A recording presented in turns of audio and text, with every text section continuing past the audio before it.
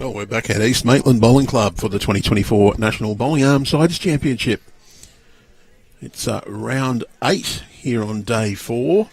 We have the pairs part of the competition here. We've got pairs and triples on the one green, WA up against New South Wales. Our match is, though, the pairs of WA playing New South Wales. If I can press the right button, I'll get this right. Controller had gone to sleep. Good excuse. But WA, Warwick, Glenister and Nick Hosking, and they're playing Barrie, Winslade and Greg John from New South Wales. And I'm blessed again to have State Over 40s representative with me in Andrew Rees. Hello, Andrew. Welcome again. Hello, mate. How you doing? Very well. And for those who didn't see it before, lovely little profile picture of Andrew in the Kino New South Wales Blues uniform. Lovely grimace on the face. Got to give you a little plug, plus a little plug to our stateside supporters in Kino. I'm not going to mention their products because we have to do all sorts of warnings and whatever. So, but could be a good game here, we hope, because we are watching the National Bowling Arm Sides Championships, and as the name suggests, all the players are required to bowl their bowls using a bowling arm. Fantastic introduction and modification of the game to allow people who, well, otherwise they wouldn't be here, as PJ from South Australia told us in the other game. Without a bowling arm, he just wouldn't be capable of playing. So, to keep people in our wonderful sport, keep them playing our game, keep people coming to our clubs, because the club industry is all about getting people into the club and using the facilities and the keeping people working at the club in a job. That's important too, isn't it, Andrew? Yeah, well, handy for me.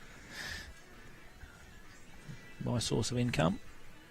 So we have 3 sets of blue bowls on the green, and Barry's using a green set, which they look exactly the same colour on screen as the other ones. Yeah, you can sort of make out the blue and the yellow stickers, but very fortunate.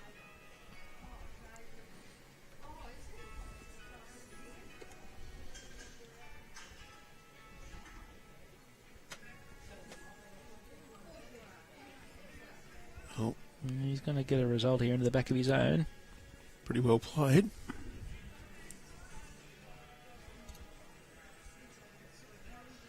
do wonder at this stage of it, this tournament, is fatigue starting to become a factor with these guys? 4 days in. You would expect so. I can tell you now, after 4 games of bowls, I'd be cactus. No, they're playing 15 ends of pairs, 17 ends of triples, 15 ends of fours, 21 up singles. A lot of these guys, though, playing their 8th game in 4 days.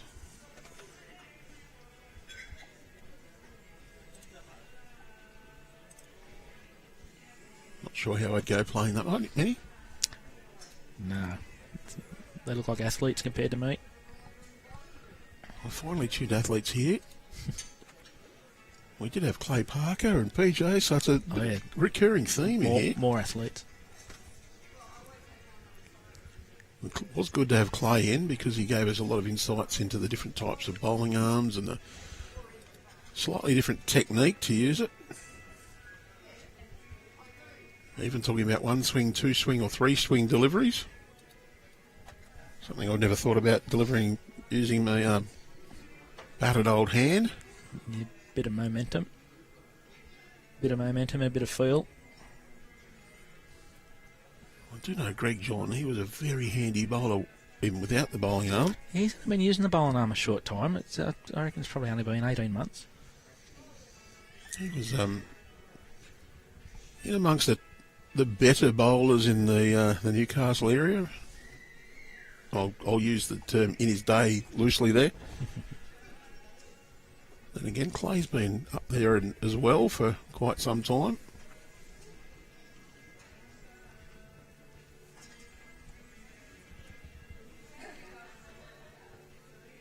Yeah, I heard you say the other day about Greg. Did he play Premier League with Toronto, did you say? He did.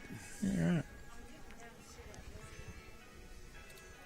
Was that the early days when they first joined? Was that when Teddy Stratton was there? I think it was, yeah. Yeah, right. I don't recognise that name, but just a changing face of some of the clubs. Toronto's probably not quite the powerhouse bowls it was then. No, well, from what I've heard, they'd be wrapping up soon in the next 12 months to 2 years. I think the club's told them they've got a little bit of time left in their synthetic green, and I think they're going to do some work and build over it. Problem is when it's not a bowling club per se. No, it's the workers' club there. They can quite easily decide that Yep. it's a cost centre they don't need to accommodate. Yep. Very fortunate to be a member of my club, which is a bowling club. Everything is built around, well, a viable club, but catering for the bowlers. We actually think we're a bit too well looked after sometimes. Greg saying there, one down with that yellow bowl just about jack high. It's quite a reasonable head, but still that little bit scattered. Just Yeah, plenty of gaps. plenty of traffic as well, but He's under. slide a little bit swingy. Got the weight to land through the bowl, but he's missed his line. Probably a good line if you're playing the other side of the green. We've said it every stream. If you're coming back towards the clubhouse like they are at the moment, you need to take plenty on the left-hand side of screen, the forehand for a right-hander, or just a nice tight line to the jack on the backhand side. Where Nick is walking up at the moment, you can see the blue centre line. Like I said, if you get outside that centre line, the blue line, you're not coming back. You're battling from there, yeah. I reckon you want to be, for a good draw to about here, you probably want to be 15 centimetres under the blue line.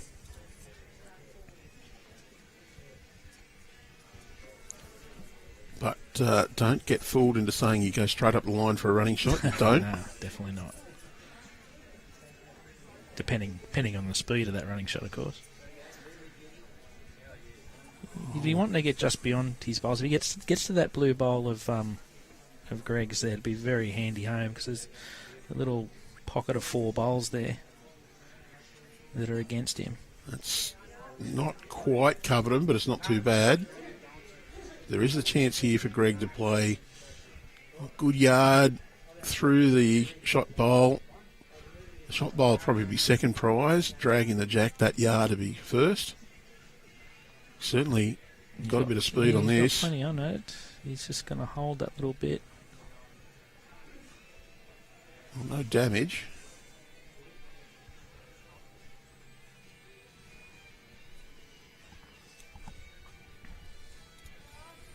Yeah, Nick still needs another bowl into that pocket, I feel. He can sort of cover and count down that backhand still, but he's shaping up on the backhand.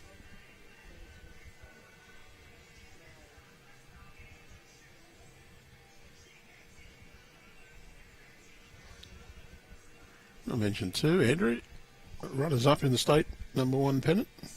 Yeah, it was a pretty good couple of days. It was a bit unfortunate for us that we had that little bit of rain the night before. That's a good bowl there. Very good. It's not another counter, but that's still got the opportunity there for Greg to reach to the jack. Yeah, no, we played fairly well, but yeah, a little bit of rain on that last day, and few of our fellas sort of struggle a little bit on the greens when they're a little bit too slow. But no, it was a good effort all round. But even worse, to get beaten by Cabra. Yeah, oh, well, they just had the bowls in the right areas. You know that Jay Porter fella? Yeah. Or Bailey? Gee. Yeah, I know. We played them we had the live stream game. We were lucky enough to get up on our rink, but the other 2 rinks just couldn't quite get the chocolates.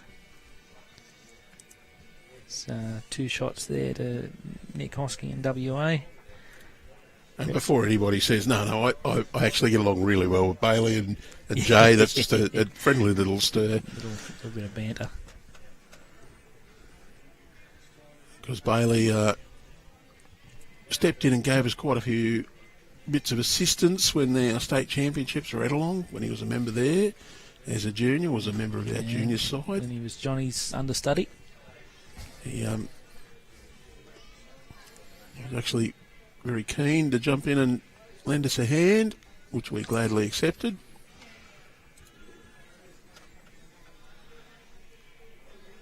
But Bailey loved a couple of times to come in and drive the live stream computer. Yeah, right. Taught him how. He's a good kid, Bailey. I went up to the Australian Open a couple of years ago and shared a house with him and a few of the guys on the Central Coast. And, got to know Bailey fairly well. He's a good kid.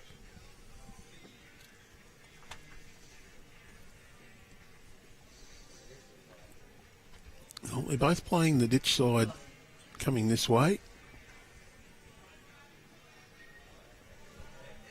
Good start from Barrie. Yeah, it's not too bad a start. It's behind, gives them options for later. Well, I would count Barry's bowl as effective. Yep. Whereas Warwick, I'd just put that in the, sorry, not quite. This one. It's good speed. Yep, he's got it in that area. That's reasonable. It's behind. Second shot. Barry's got the UFOS on. Interesting tail. Actually on NOAG, National Officiating Advisory Group, that is the body that is tasked with assessing shoes for whether or not BA passes them as compliant with the principles to be approved footwear. And the UFOS came over the desk and we had to say whether or not they met the principles, and well, they do, because they've got the essentially flat soles, no heel, the indented, not raised sole channels. They're a soft rubber too. They're not really going to do much damage. No, I'm not a fan of the look, but they meet all the requirements. I have a pair that I wear, not to bowls. They are comfortable. I'm the same. They were too spongy for me. I feel like I was walking on a cloud. It was springing me in the air every time I stepped. I actually wear them around my house. Yeah, I'm the same. Put them on at night when I get up to go to the loo. Things like that. Nice under the feet. They're good for walking around. They're actually, I'm told, they're originally designed as an athlete recovery footwear. Okay. So those who wear the spiked running shoes or high jump shoes, that sort of thing. Yep. To wear in between races and whatever else, and just to protect your feet. Yeah, I can't say I'm surprised. They're fairly comfortable in that regard, yeah. Cushion the blow a bit. And yeah, it's a good bowl here. I was talking to somebody once and they went, I want to know who approved those shoes for those thongs to be worn. I had to say, before I could say, oh, well, because they were seemed fairly aggressive about it. They went, I want to thank them, because without that I'd never be able to play bowls. I went, oh, good. Yeah, I know a few people that's got corns in their feet and they struggle with their feet and they struggle to get into shoes. So it's sort of been a bit more comfortable for them these days. This person had suffered from plantar fasciitis. Yes. And they said it was very painful, and that if they wore those, they could actually walk around for the day. Yeah, right.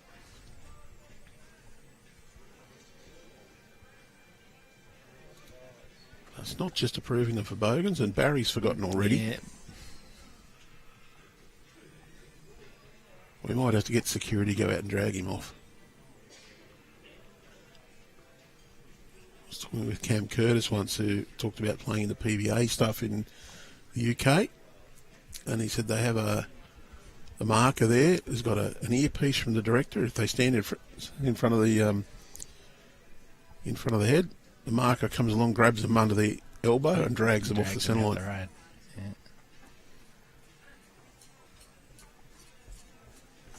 He's just got the little slide and missed. Couple for WA at the moment. Don't think this is Well, there is a chance to play an attacking shot and drag because you've got 2 behind. But your nearest bowl, good 2 feet. Yeah, you'd just be drawing to that jack high yellow bowl. If you'd land it, you flop, you get shot. If you happen to get down a jack, then you take that as a bonus. I think you make sure you're reaching, don't fall short, but you're only trying to draw. Yeah. Because if you're playing to trail that jack and you miss 2 more times, you then all of a sudden 4 down. Yeah. And under pressure. WA, they're going to play the forehand side more. They might be covering those 2 bowls behind. It's probably a good option. It's got just beyond those, but still handy. It means they've got to be a bit neater. Well, that actually is finishing a really good home because a 2 metre trail now is down, whereas a 1.5 metre trail is up. Just makes that a bit more precise weight you have to play. Yeah. And the cover bowl is all about making it harder for your opposition to play the perfect bowl. Yeah, that's probably seconds, close to second. Yeah, a little bit deceptive, these angles, because that camera is probably not as high as I'd like to have it for the options. But to have the camera as high, you have to have them a fair way back from the green. Can't do that here, or it'd be sitting in the wall of the car park. Yeah, he's giving him another opportunity to play this. Probably just wants another 2.5 feet. You know, you can see that indication there that Greg John is calling exactly what you said. You just want to beat the side bowl, get it in count. A little bit under the last line. Just all depends if he's got the extra weight, which looks like he does. He may be 1 down, but It now makes that first bowl from Warwick. Warwick, yeah. Excellent. Did the same thing as I did, just look down at my notes. I don't ever try to remember the names because I can't. Not that talented. I actually write them down. So 1 shot. Bit harder when they're from other states. Oh, you see them once ever. We just need to get that message out to... Yeah. Andrew's going to do a little run for us.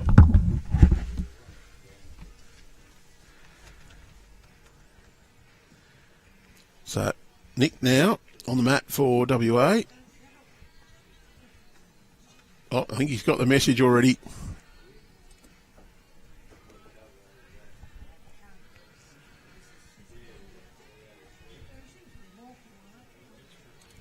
I think he just realised.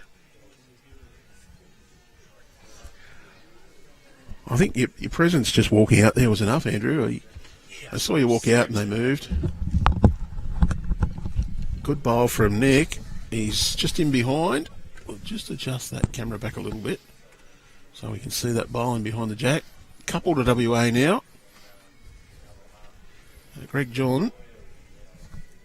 2 down. So Greg got the message. He's already played 1 game on the stream. He's pretty well pointed here. Just the speed's going to be... I do find a lot of bowlers are struggling to draw on those longer ones. They seem to put bowl in the ditch. Yeah, it's just the carpets. It's just the change of length that little bit and trying to bowl that longer end. It's easy to be heavy. I think too. There's 3 ways a green can be prepared if it's a grass. It can be the same surface all along. As they're getting further from renovation, they can be a bit worn, particularly in the last 2 metres. He's turned his own up, makes another counter. Perhaps a bit fortunate. So they can be a bit faster in that last 2 metres as they're worn. Yep. Or the greenkeepers sometimes will just leave a little bit more grass on and prepare the ends to be just that little bit softer to preserve them. Yep. So they'll slow down in that last bit. But this one is going to be the same surface the whole way along. I just wonder if it's a bit of perception as well, difference with the grass and the uniformity of the colour of the carpet. Yeah, it can be. As I said earlier, about that green at Talara I played on the weekend, it was the same thing. The longer length was harder to get the feel for. Oh, Greg didn't back himself to draw that. He was hoping to pick the jack out. That's a great start for WA. I think we're going to have to stop streaming New South Wales games. They keep getting beaten on the stream.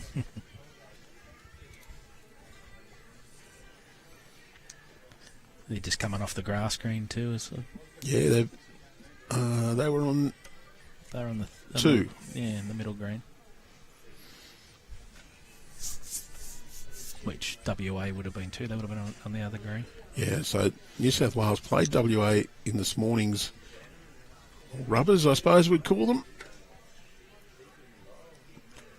Each day, the states are playing essentially a test against each other.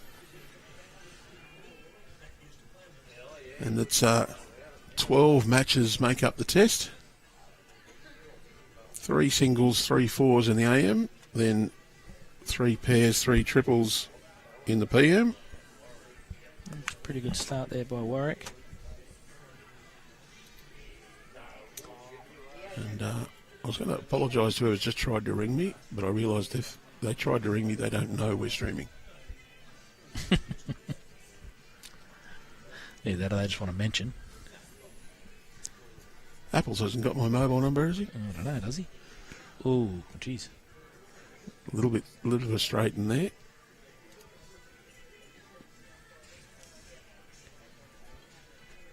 He has mine, but so I better turn mine off.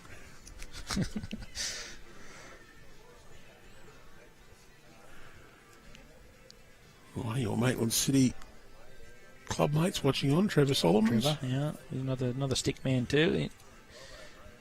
Mad keen bowler. He is.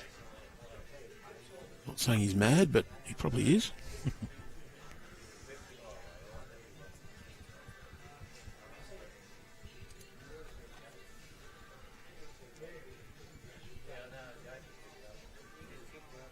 Well, this looks to be on a good line. Is he just going to hold on long enough? He's just a fraction under. That hand seems to be just turning a bit more now.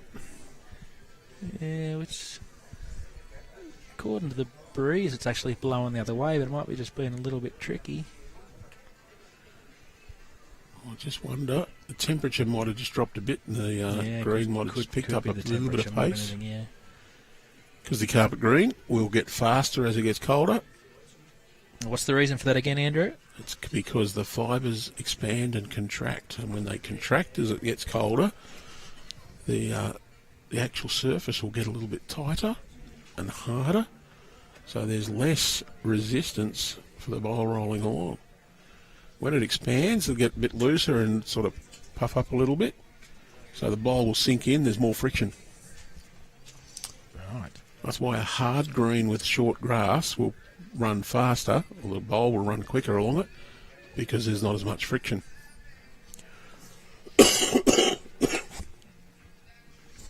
So you've not only got to be a bowler, you've got to be a physicist. Physicist, academic as well. Us bowlers are queer people. The fast green is the one that takes longer to get there. Some are queerer than others. It does play with your head if you don't think about it too much. You say a fast green, it takes 20 seconds to get to the other end. And then you say a slow green, it takes 11 seconds. You go, hang on a minute, it's faster to get there. But you start with more speed and it slows down quicker, so it will come to a sudden stop, take less time to get there. It means the bias has less time to take effect. You go tighter as the green is heavier and more prone to give friction to the bowls.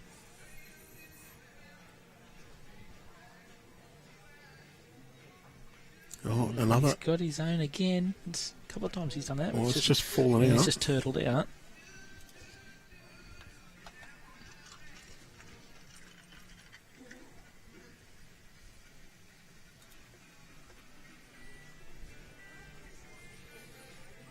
Well, if Greg's bowl comes back the same way that Barry's did... Yeah, it's on his speed here, which looks pretty good. Well, that's a good bowl. That's the shot. I just wonder if you're better off to stick to one side of the green on this green. Yeah, it can be hard. Or... It can be hard to get the handle of when you've got to try and switch hands. Clay did suggest that it might be the kindest one, especially on this rink, to go forehand both ways. For a right Yeah, hand. well, if the forehand going towards the car park isn't as pronounced and as lazy as what the backhand is coming back. And I have a theory too that if you've got a tight hand, often when you do narrow it up, your brain then tricks you to think you're playing a running shot, so you add 6 or 8 feet of weight on. Because your muscle memory says if you're going that narrow, you must be trying to run through the head.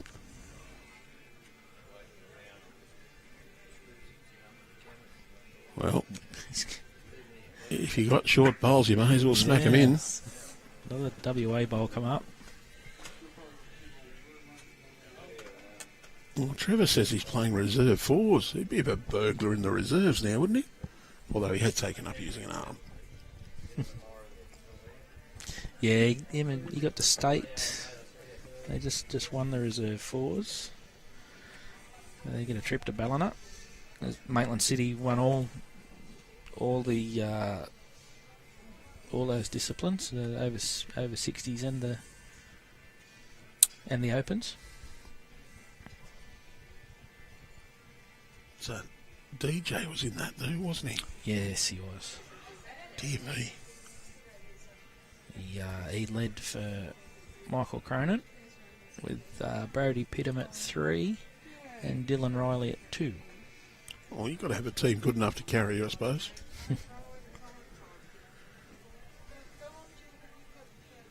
Well, Barrie, pretty well pointed this time. So they were last year's zone winners too. So they were the last zone winner and the first region winner. You've been listening to his podcast. Yeah, I have actually.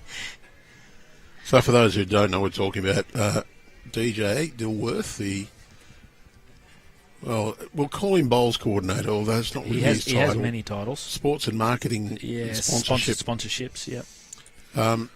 In conjunction with the other Irish fella that we love, Simon Little, and that doesn't mean we don't love Gary Kelly and Jeremy Henry. They're producing a bowls podcast called What a Load of Bowls. Interesting listen. I don't always agree with everything they say, but they are being very constructive and very nice about it. So, yeah, they're up to about 20 episodes now. I think 22 or something like that. So, not surprised that they can find plenty to talk about, the boys. Just whether you can understand them or not's another thing. Well, I just wish it was a vidcast, because they can put subtitles on that. Yeah, well, there is through YouTube. Well, I didn't know that. I listened to it on Spotify in the car. But from what the boys were saying, I don't think that whoever's typing the English version out in text actually is picking up on completely what they're saying. Well, it might be like the Facebook algorithm we got. Used to get people telling us that our subtitles were terrible, but Facebook automatically produces them. So if you say bowls, it says balls. Yeah, right. So if you are watching on Facebook and you have the subtitles on, you can get rid of them by turning your volume up. Or you can get rid of them by just pointing your mouse at the screen, and there's a little button that says CC comes up near the scroll bar. Tap that and turn them off. Well, Greg John wants this to come right back and get a second. I think he's good enough. Close for a second. I think it's good enough. I think Barrie does too, because he's just hanging back waiting. I don't know. The J.K. bowl may beat it for second shot.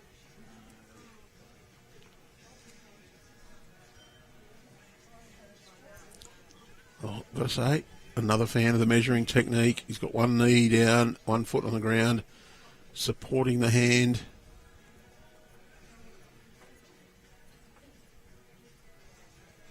Nice stable base. And I can tell that's the old measure with the little scoring wheels. Yeah, the old Henselite measure. Only one. Just the one, yeah. That's a good though, because they've now off the mark. Don't want to get their opponents get too far away. We've only got 15 ends to catch them up.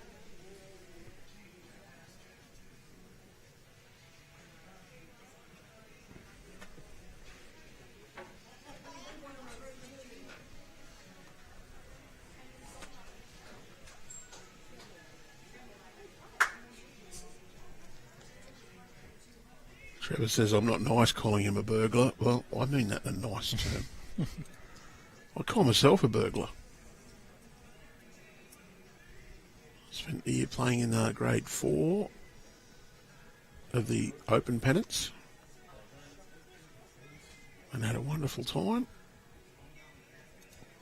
Played 13 games, 3 of us the same in the team for all 13 games. No underperformers then?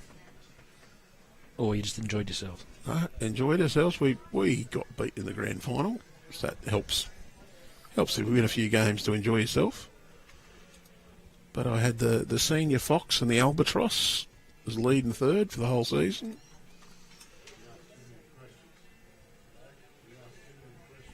Yeah, played some good games, played a couple that weren't so good, but wasn't about that. It was about getting out and trying and enjoying ourselves. Good starter there by Warwick. Weight's not too bad. Just behind the head. Barrie will be wanting to put probably a yard of weight on his last bowl. He's a bit tied up. Yeah, he's attacking the jack punt. He might even get the shot bowl. Bit of both. Well, that's effective. And got a shot out of it.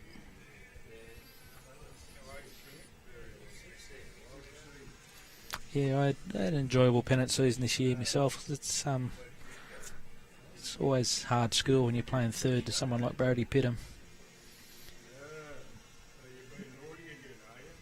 He's a very relaxed character. He doesn't get upset too often. Well, I've got a theory about getting upset.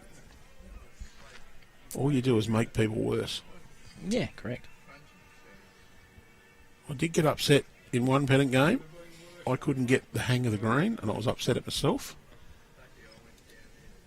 And I apologised to my teammates for getting upset, and they went, "What? You?" said, "I got upset at myself." Got a puzzled look back and went, "Okay." Don't get me wrong. Every now and then, some people need a bit of a rev up. Every now and then, and actually, there was a time where Brody actually did cross over and virtually said, like, "Come on, boys! Like, you're giving me nothing," and it was warranted, and the game's picked up. I sort of find with the guys I've played with that I don't need to tell them they're playing bad. Oh yeah, we all know we're playing bad, but my message was, don't worry about it. We're doing our job at the moment. You just keep plugging away, relax, just get them close, try your best. That's all we're worried about. Works, man, sometimes.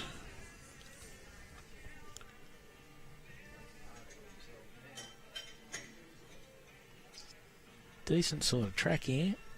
Going to get in there for another one. Yep, it's going to pull up in time. All of a sudden, the New South Wales players seem to have found their range.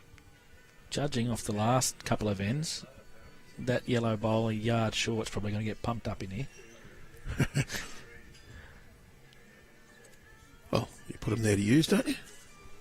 Well, he's not going to pump it up with that track.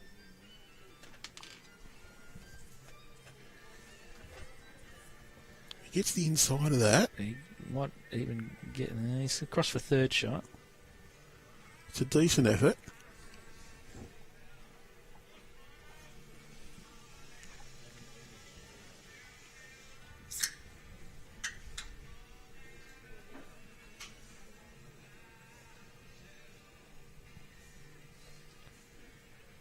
It's a bit of a rogues gallery right along the green here. There's a few well-known names.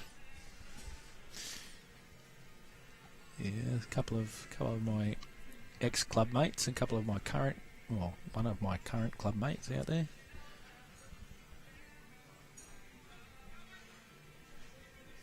Do know quite a few of the New South Wales players.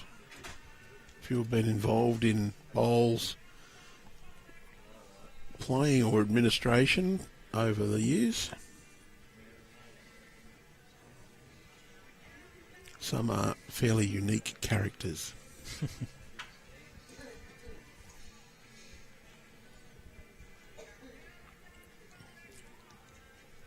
Fairly unique. I like that. That's what we call Warren Shipley Aldi. Good, different. That's probably the nicest thing I've heard him called for a while. Oh, we call him a lot worse at times too, don't worry, but...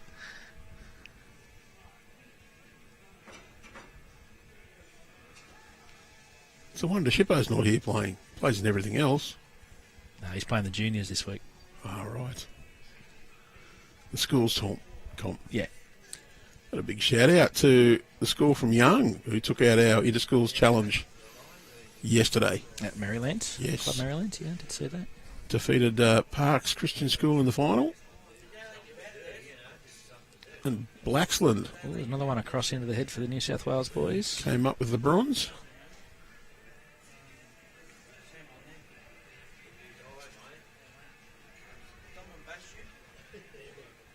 They wore out Lee yesterday. He's not well today.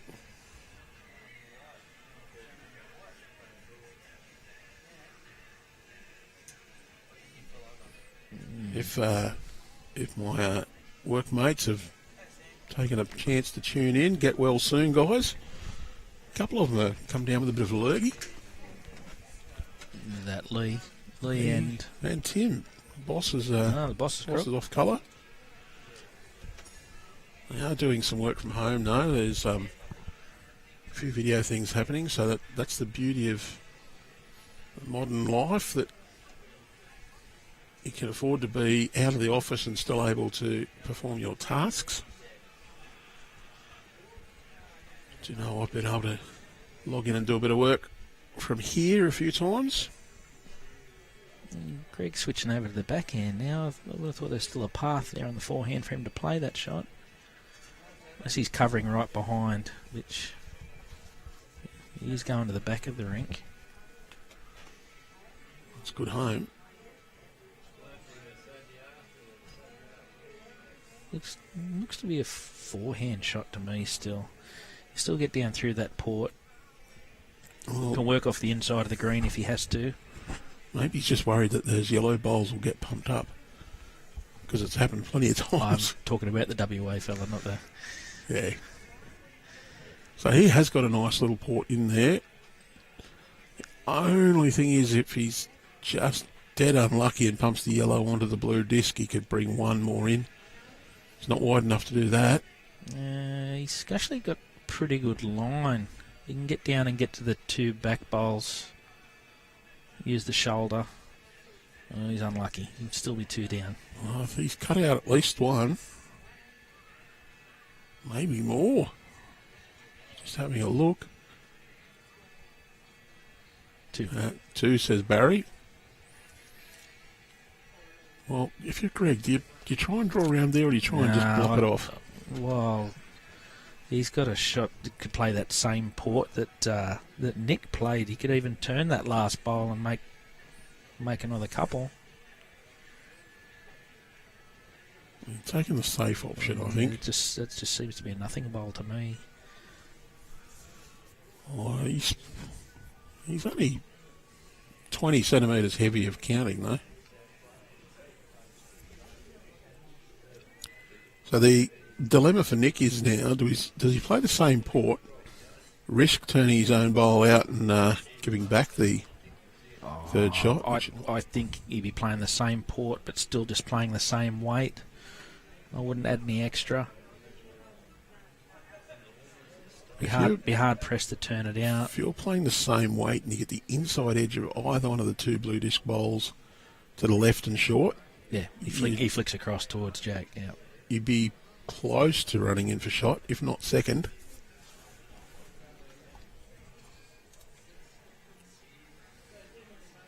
And it's not the simple straight-out draw. I don't think he's got a simple straight-out draw here. no, but playing that sort of weight on a carpet can be difficult too. But he hasn't got to change much from his last.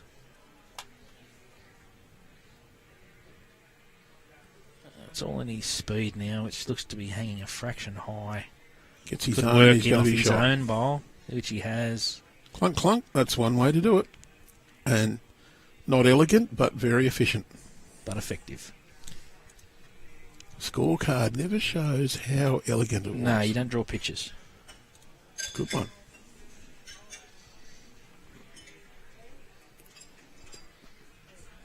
I'm glad the albatross is not here, because he'd look at me and say, you don't draw shots either.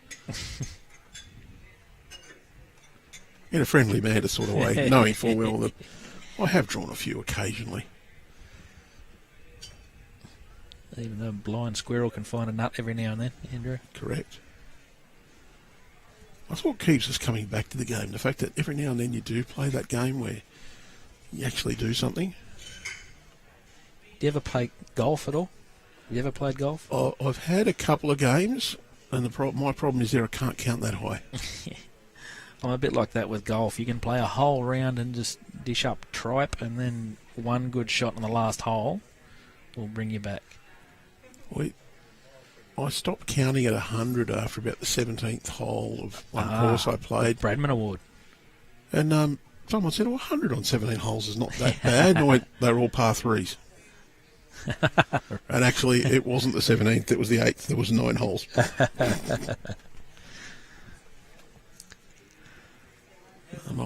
One of my friends took us for a game of golf at Wollongong one day, and I did absolutely cream a drive with the driver. I reckon I hit it about 430 yards. The only problem was about 40 of those were towards the hole, the other 390 to the was right. sideways. Yeah. I do remember the boop as it dropped in about 50 yards behind the breakers at Wollongong there.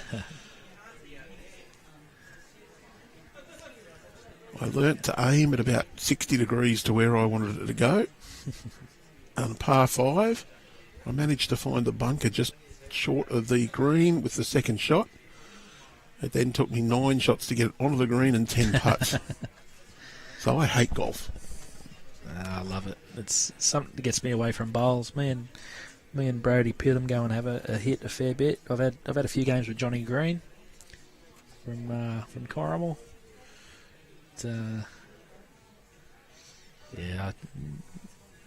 feel like a break away from bowls and just go and have a game of something else that frustrates the hell out of me. I don't get time to do that.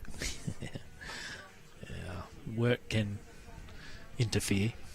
That's a 4-letter word, yes. Yes, it is. By the time we've been to the few bowls events that I play in, and the plethora that I go to, I'd rather spend a bit of time at home with those short people who live in my house. Otherwise known as my wife and child. Although the child's just about caught up to me with height. So I thought you must have had 2 kids when you said the short people. Well, at least the dog doesn't bite me when I get home.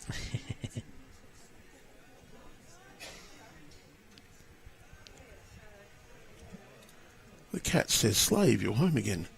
Yeah. You Feed me. gotta watch them, they're shady.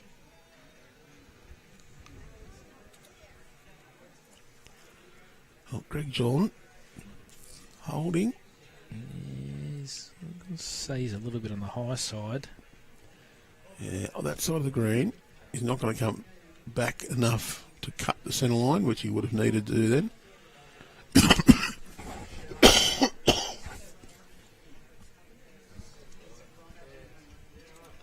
Sound like you're coming down with a lurgy too. You're not going to be off work as well, are you? I've had a couple of days off work. I'm sort of over it.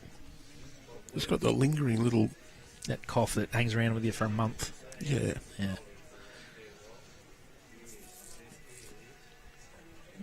Relatively no pressure on Greg again here. He's just got to add a couple of feet of weight.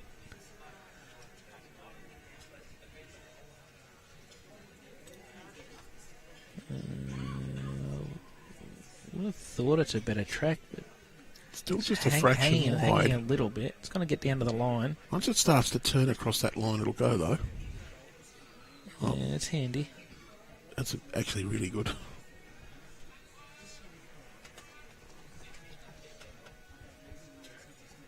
A couple of shots there. It's 6-1 in favour of the Western Australians after 4 ends. Well, our rink scoreboard says 1 end. And 5-1. I think we're right. It's 6-1. Can't trust these skippers with the cards, mate. No. That's why it's good independence. They don't give me the card, they give it to the second. Well, that doesn't look like a bad line at all to me. It's all in his weight. He keeps travelling that little bit. Oh, that's brilliantly positioned. That one can be knocked up. Didn't do it last end, but...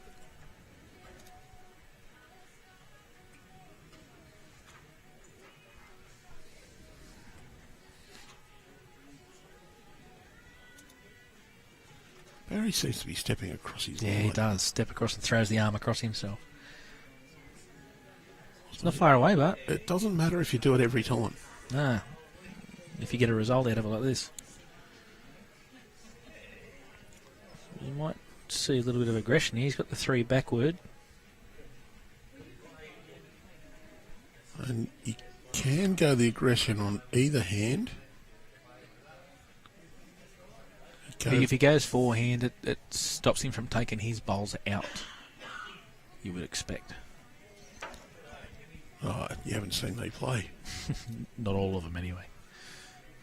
He's just reaching.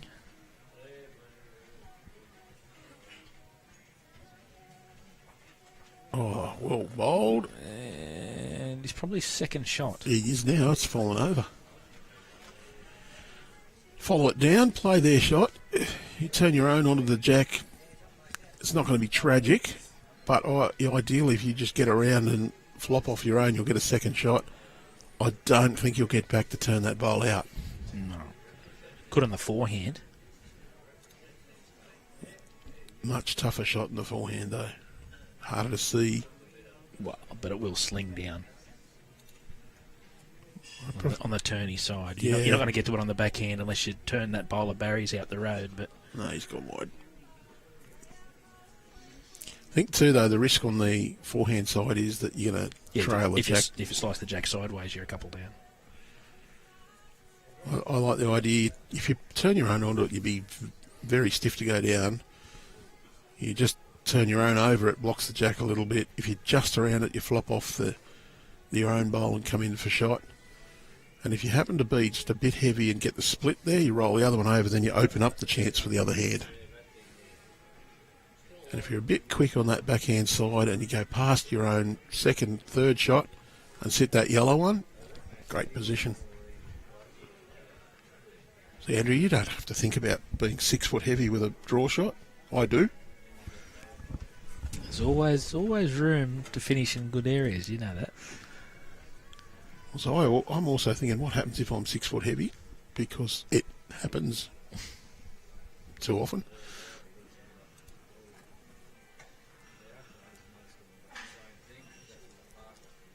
It should be. It's a decent height. It's just all in his speed. Oh, it's not bad at all. Yep. Oh, got a piece of the touch. jack and got shot. Oh, that makes it an interesting choice now for Greg. Greg's got the next 3. He could be. Yeah, that's the shot, I think. Turn through that. I think he's got a backward now too, so he could get right through it if he really wanted to. Yep. There's the best back, right back there. Is he tight enough? Just got to start to let go now. He hasn't gone very big weight at all. No, he hasn't. But he's got to get a result. Oh. Ooh, a bad one. One down. Well, actually, he's got a bowl left. I don't mind that at all. He can go for that neck now.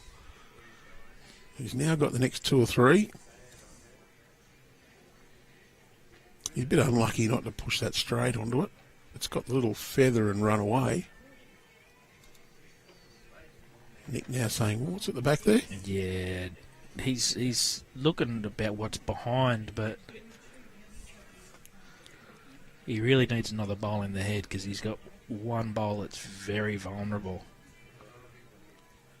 Yeah, look, I think a forehand's the better shot for him here. Yeah, He's draw just to played the on green, there. draw to the green bowl. It got turned. The other thing is that New South Wales bowl to the left is close enough to jack high, gives you good guide. Really, you can get inside that down to the next bowl in. This should come in nicely. Yeah, it's just holding. Look at it. Well, It's drifting there. Look. Magic speed. Greg, what are you going to back yourself to do? He can go a little bit firm and get that one out clean as a whistle. Anything from a yard to ditch weight. The bowl's the best result. If he gets the jack, he's a chance of jack going through for his back bowl, but he may lock. May lock on a bit of traffic.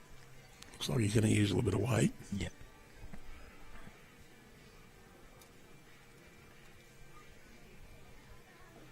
Close. Got the split. He's probably holding 2 there. Yep. Had the next few, so that probably a bit unlucky to rip all of them out like that, but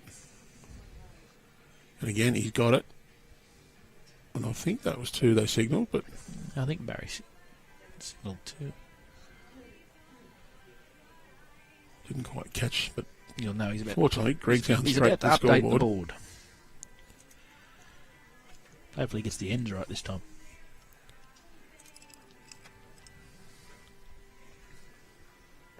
Three. Hasn't changed the ends. That's all right. We'll forgive him.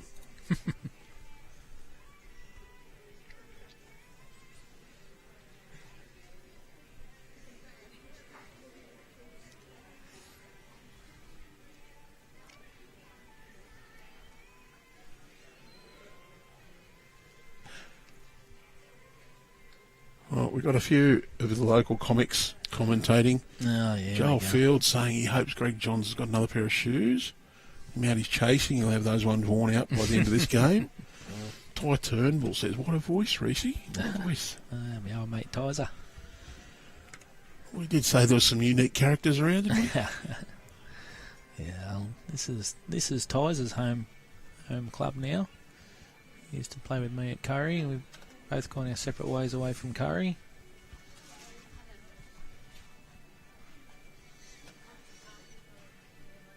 I was going to say you've gone to the Hunters, but they're not the Hunters anymore, are they? No, they've changed that now. That's been scrapped. It's just Club Maitland City. Named them after DJ's heritage. Got to be the Potatoes. It's a bit of a shame. I always like when the clubs have got their own logo and recognised as a like the Hunters or the Cannons or the Griffins, or Just builds a little bit of tribalism. yeah, as opposed to Club Maitland City. We toyed with getting one of those. What do you call them? Well, the logo type things for my club, the Adapto Citizens, okay, yep. and nothing worked. Yeah, So we just Sitos. So we've become the most bogan club name in the world. We're Sitos. But got to say, I don't mind it. Don't need a picture of a mythical creature to inspire us.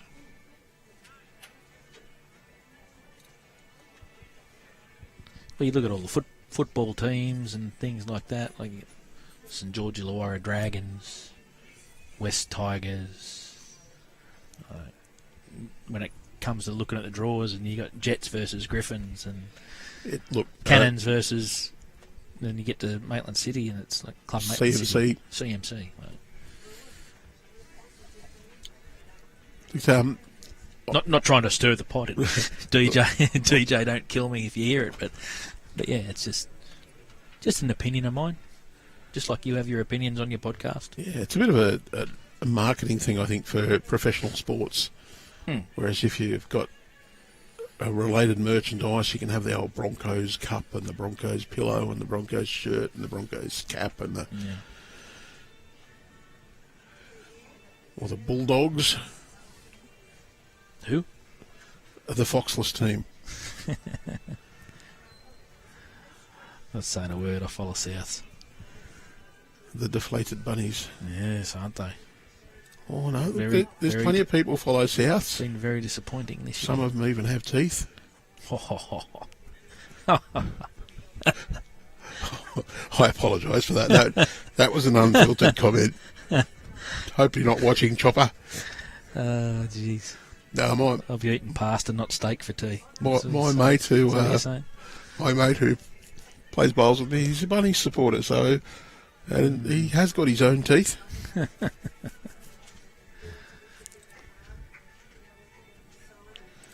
Ray Pearce is another bunny supporter. Corey Wedlock.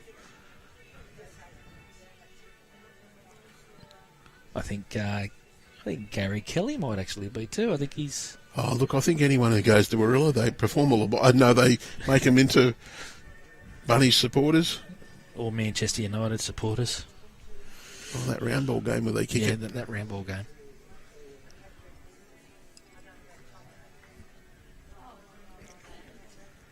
I did have the rules, the principles of Aussie rules explained to me by one of my schoolmates. He said if it's round and it's near your feet, kick it, and if it's round, it's near you're up here, punch it. So what if it's somebody's head? And he went, oh well, punch that too. So like the old cricket theory, if you can't get them out, knock them out. Yeah, you got to be faster than I was to do that. me too. Well, I think my peak. Mine more often than not ended up down over the fence at Cow Corner somewhere. I think my peak speed, I got up nearly 130. 130? Yeah. Sure? I was about 18 or 19. I was about that speed. Jeez. So just slow medium. 128, 126, that sort of region. We had a couple of guys who bowled into close to the 140 mark that played in our comp. Yeah, right. They were truly frightening. I was not in the 130s no, under that. I wouldn't be keen to stand in front of that. I do remember facing a fellow in junior rep cricket, and I looked back and I thought, who do you think you're kidding with the keeper standing that far back? When the ball thumped into his gloves, I thought, no one? Yeah, I had a fellow around my way, even in under 14s. He was running from the fence. And he was scary. And left armour too, which is even worse. So not quite the 130s for me, about 120 odd, I think. So decent speed for someone who couldn't play. Didn't get any faster as I got older though. No. Became a gentle medium pacer. And once I got into my 20s, it wasn't quite as fit. Yeah, I never had a lot of speed when I used to bowl, but I used to be able to move the ball a little bit. It was the only thing that got me by. Did get to play against a couple of good players. One fella named Gilchrist played rep cricket against.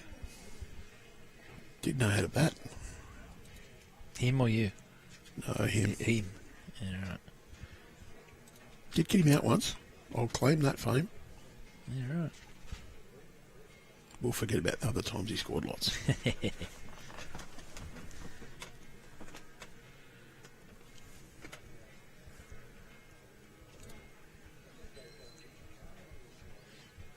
But I've got to play against a lot more good bowlers than I did good cricketers. Yeah, well, I'd probably say the same. Same with me. That's the beauty of the sport. I can't recall any cricketers I played against that went on to big things. There's a good bowl coming in here from Barrie. Very good. That's a fantastic home with the way that head is. Very handy if that jack springs.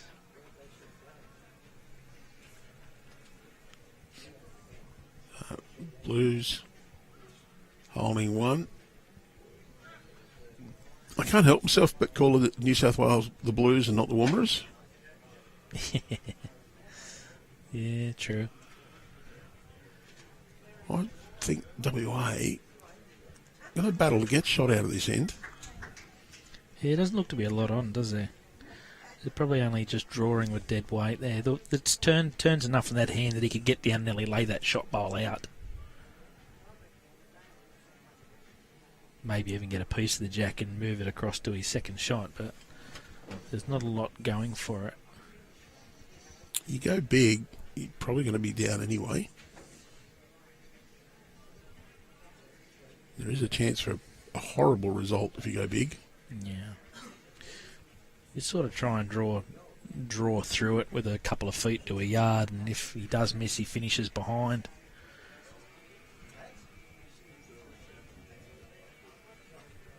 Almost bound to play the backhand side of the green as well. Yep. So I said, if he finishes just behind with his first, gives himself a chance with his second. It's one of those ones where you've got to be patient and not get greedy too early.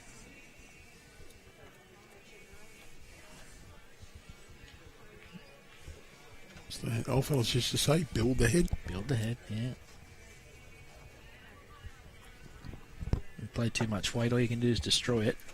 He's played pretty good weight there to lay it out, but well, the other thing is, he's made it so Greg John has to not touch his own bowl. Wouldn't have been a good bowl to touch it anyway because you'd opened it up a little bit. yeah. Did one of us make a crack at left-armers? Oh, yeah, you said that left-arm bowl. Left-arm fast bowlers were terrifying, I think was your comment. I didn't say they were terrifying, but this bloke that certainly was. Left-arm fast bowlers.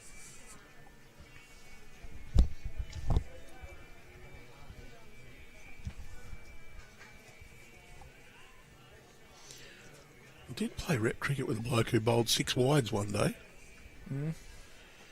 We were playing on a synthetic pitch and he banged it in and it sailed over the keeper's head and sailed over the boundary. He was a terrifying bowler because he had no idea where it was going. So as a batsman, you didn't either. Give me one more to the Blues and they're just inching back into this contest. 6-4 after 6. 9 ends to go. 2 the difference. That's not too bad. Was looking a bit desperate early on, but I played rep cricket with a guy who had a very suspect bowling action,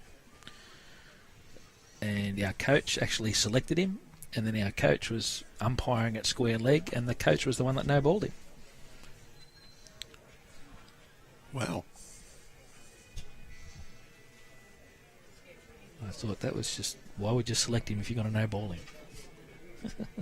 The action hasn't changed from trials to now. But yeah.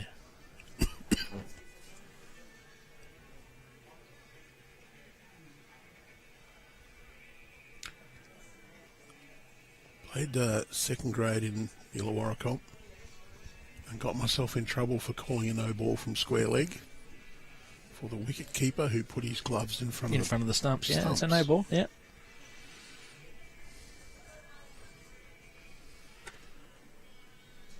Captain said, "What are you trying to do?" I said, "Call the rules." Correct. "You're trying to start a fight?" And I went, "Nope." But it was a no ball. Yeah, it's one that a lot of people don't really know of either.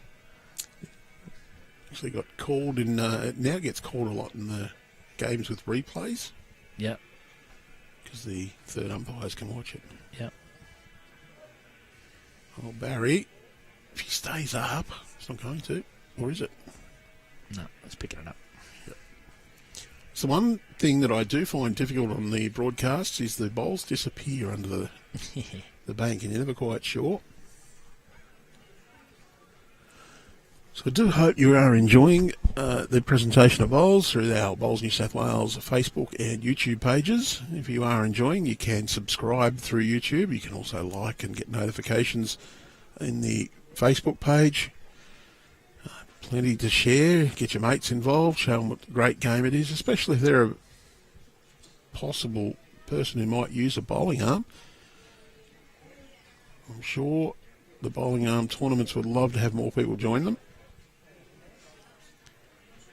The good old cheating stick, as they were disparagingly known. I don't like that term at all, because I don't think they're getting any unfair advantage. Getting an advantage that they can keep playing bowls. And for all those who said that their drives become that much better, this is game 8, and I've seen no evidence that anybody drives fast and accurate in these games. In fact, I don't think I've seen a full-blooded game drive in all 8 games. No. And a few of them have said they actually physically can't full-blooded drive with the bowling arm. They just can't get the control. Not without jamming it into the ground. Yeah. Mm.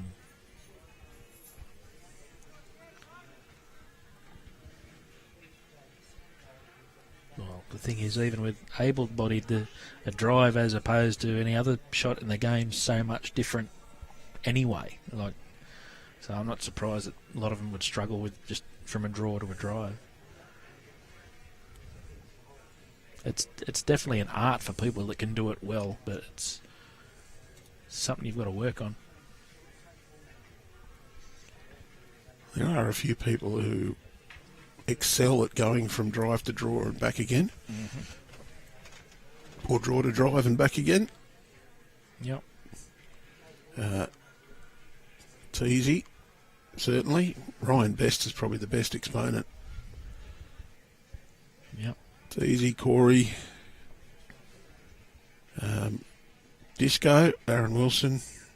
Benny Twist is pretty handy on it. You know, one of the best I've seen, I'm not saying this just because I used to play bowls with him, but Aaron Appleby, from going quick back to draw into a dime, was always very good. I wouldn't praise Apples at all. I know, it hurts me to say it, but yeah, I've said this to a lot of people over the years, that he's one of the best I've seen at it. Well, if you said that he was the best at acting the giddy goat, I'd agree. Well, he's got that to him as well, but...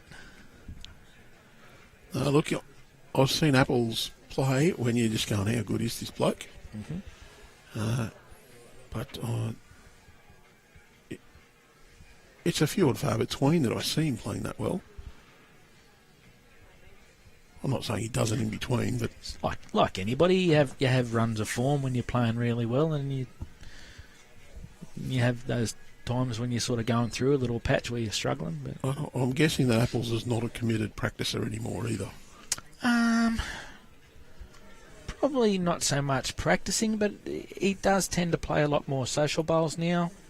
With the fact all of his kids play, so you know through the hotter months when they play at Curry, they play on their synthetic and under the lights. At, Wednesday nights in particular, he'll play a bit of social bowls with his young bloke, and probably lifts his game during that period. Yeah, well, he enjoys himself. Not that he doesn't have a beer when he's playing normally, but he sort of let his hair down, have a beer, and have a muck around with the kids, you know. That's the beauty of our sport. You get to play in multi-generational teams. Yep. I'm not sure what he's trying to do, but he's made his own bowl better. Yeah, he's got a result out of it. Well, that's one of the things. My father has played bowls for years. I had the opportunity to play with Dad. I've been away to a couple of state pennants in one grade with Dad in my rink, and something I could always do with Dad when I was that little bit older. I couldn't really play any other competitive sport with him. He sort of did his back years ago playing golf and doesn't really play any golf anymore. So it's just one thing I could always keep up and play with him. My dad was a keen cricketer, but had an accident, couldn't play anymore, bad back. But we did get to play a few games of bowls together. Nothing serious, a few social games. That was a highlight, and I got to play social games with my mum as well, so yeah. That was a good highlight as well. Yeah. My father sort of stuck loyal to his former club for a lot of years until they closed.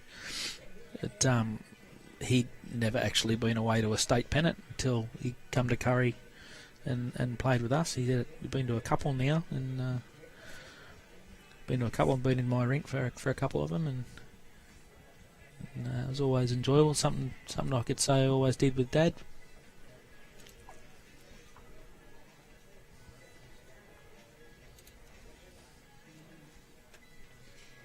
It was probably hard school for him. If I was skipping, having to listen to the little pipsqueak like me. I've also got the pleasure. I've played 20 years with the Albatross, who he's probably old enough to be my dad. Well, he is old enough to be my dad. He's 28 years older than me. 27. I won't rip him off a year. But in a way, it's sort of like your best mate and your dad are similar. Yeah. Yep. My best mate in bowls is definitely the Albatross.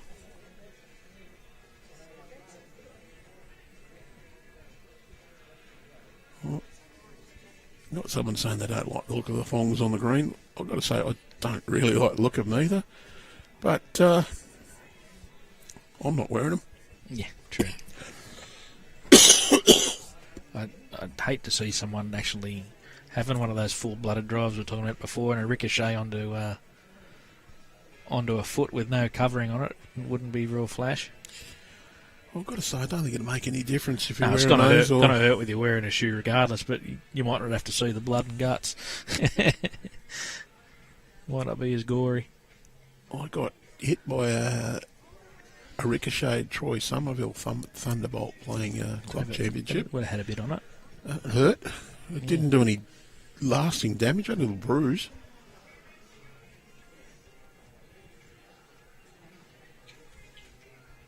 What hurt more is he got a good result to beat us. He fought it back to an extra end, and then he's played one that was, well... That's another good bowl here. There's a couple of shots to WA. Got a bit of a lucky result to beat us.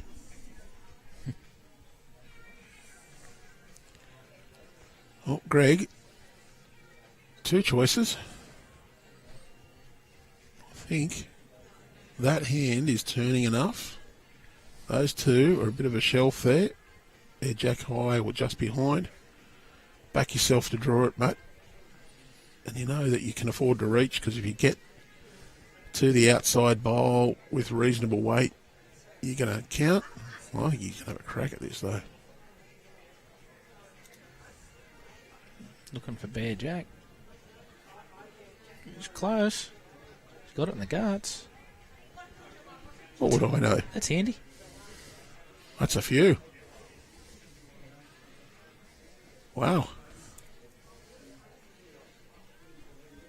Your mate Troy might even be paying attention to these feeds too, because one of his club mates is playing for Queensland. Alan Newman from Maroochydore. All right, yep. Been up and played in the Matador Fours and in the Australian Open, and they've played together a lot in that.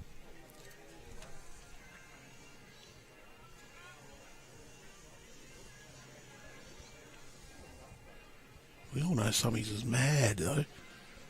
Oh, if it pulls up, it's going to pull up. Very good answer.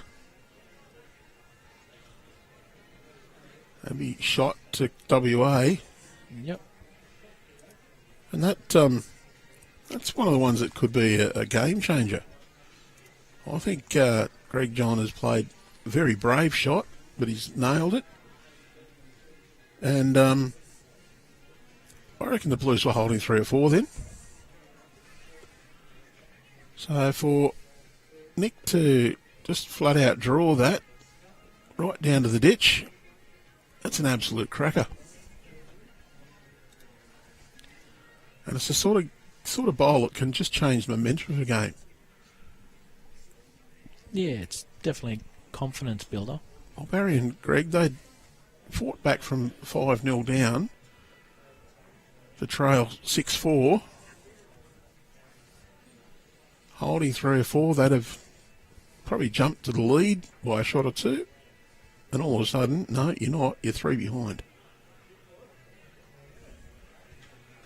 That's another thing of don't count your shots until the end's actually completed. Yeah, it's always hard to do that when the opposition skipper's still got another bullet in the gun. It's another case of respect your opponent. Yep.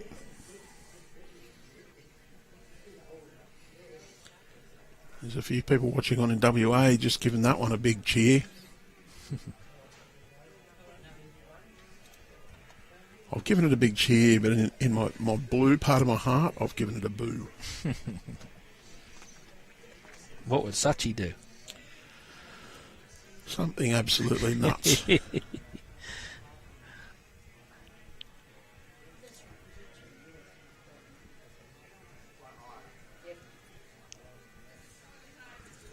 He'd probably say something that was needed an interpreter. After a few sherbets, anyway. That's just a warm-up for Sachi, isn't it? Yeah, a few. Yeah, he's got a result across the inside of that. I know a few people who have taken the principle of bowls to their drinking. They have a couple of practice beers before they have their actual beer. Yeah, right.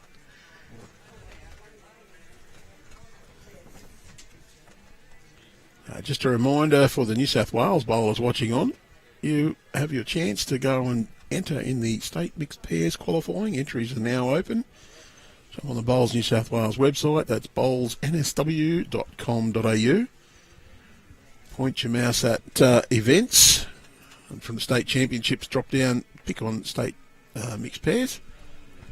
Once you've done that, all the details of that competition will come up, including a link to the entry portal. You could be one of the 32 pairs going off to Ballina next year in March for the state finals. And you could go even better than Andrew Reese did last year, who got to the semi-finals. Yeah. Went very close to being the only person to knock over Dawnie Hayman's and a team in the state championship finals last year. Yeah. Coulda, woulda, shoulda, just a little bit. It wasn't far out. A couple of results didn't go our way, but, you know. Dawnie had a cracker of a week. She didn't lose a thing the whole time she was there. Oh, she was in 4 events and won all 4 of them. Yeah. And the one she wasn't there in, she got beat, I think, on an extra end in the zone championship. By the team that won it. By the team that won it, yeah. Boy, didn't they win it in grand style, that 4s. Would have had a hell of a margin. Was Karen in it? Karen. Jamie Lee, Ellen, and someone else who probably plays for Australia. Ellen Faulkner. Ellen Faulkner. There was Ellen Faulkner and Ellen Fife. Because I think this year Ellen's gone up to Tweed, and I think Jessie Cattell took a place. No, it was Jessie in the 4s last year because Ellen was already gone. Was she? Yeah, Ellen was the year before. Yeah, Ellen and Karen won the 4s and the pairs. That's right, you're right. Ellen was the year before at Figgy. So you got 2 current Australian representatives, 1 former and 1 state rep, who also won the state singles the year before. I think they've won at zone level again this time round, but I don't think Ellen Fife didn't play. I think Selena Goddard might have played with them. Ellen Fife? Yeah, I'm pretty sure she didn't play. Yeah, she's pregnant. She's now very pregnant. Got one on the way. She's very pregnant. Yeah. She's just taken a little step back. Yeah. She did play in the test series against the first one, Victoria. Or first one was Queensland. First one was Queensland, so she played in that series. Knowing that there was one player who was away. What's happened here? Is he throwing the wrong bowl down? Oh, I think someone played out of turn.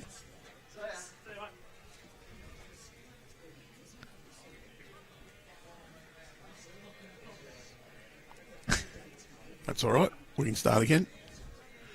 Yeah, so Ellen did play there. She filled in, and it was Sam Ferguson came back in. Yes, yeah, because she wasn't there for the first one.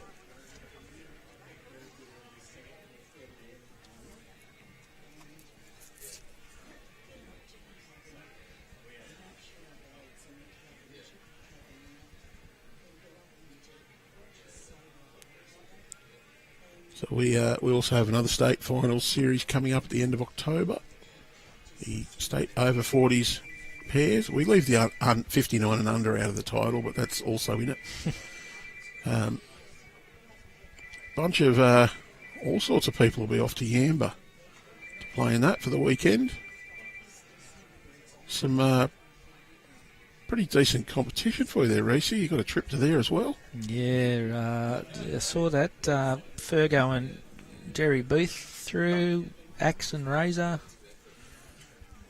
Jane Garvey's teamed up with Dean Aitken. Garvey, yeah. Dean's probably not as well known, but I think Benny McCall got through as well. Yep. Both the Bargo boys, 2 Bargo teams. There's some pretty good competition there. You expect that. Go to a state final and don't get good competition and there's something wrong.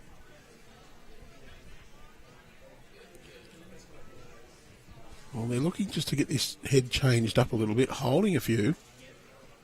But he's getting Barrie just to reach. He can turn his own bowl up, or he can come on the inside, just trail that jack around the corner, or even just turn Greg's bowl up and over.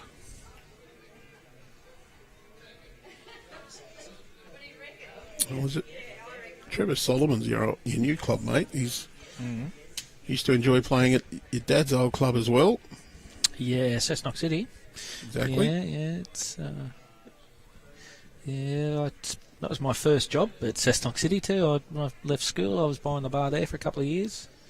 Did work studies there when I was in year 10. I used to be every Wednesday. I was there greens labouring out there greenkeeping. There was a fire there that it never quite recovered from, wasn't it? Yeah, it gutted the club. It wasn't. Drive past there it used to be on Aberdare Road. I used to drive past there and just see what the place looked like, the shell of the place, and it was always sad. It's an unfortunate reality of modern society, though, that the number of clubs is actually reduced. Yeah. It's a combination of factors, and business and economy, government regulation, and sad to say, in some cases it's poor management. Yeah. It's a decent effort. Still one to the Blues, and I don't think it changes Greg's shot at all. He hits his own bowl, he rolls that one out and goes back to 2 or 3. Trails it round the corner for 2, makes it better. Can turn Barry's bowl in. It's just holding. It's a bit quick. Fraction too much weight. Yeah, talking of fires to clubs, there's a bit of a shout out to people at Morwell Bowling Club in Victoria. A little friend of mine, Sarah Ashby, one of the bowls coordinators there. They just had a fire through there in the last couple of weeks and doing everything they can to get that club up and running. A lot of the local clubs are letting them play bowls there at the moment. But I hope you all get back and find your feet pretty quick.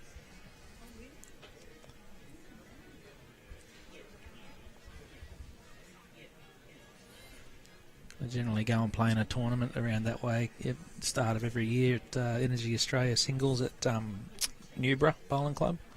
It's out near Moe, out that way in country Victoria. Lovely people out there. And always strike some people from Morwell and Trafalgar and it's a real nice country towns out there. Nice people. Well, got a little touch with that. Still one down. Yeah, still one to New South Wales. Has opened it up a bit though. Well, Greg's got to play out, trust himself to get out near the ditch and come back. This time of the day is when that side of the green does start to change a little bit. You can just see the little light patch along the edge of the green where the sun's hitting in. I don't know how much effect that'll have on the speed.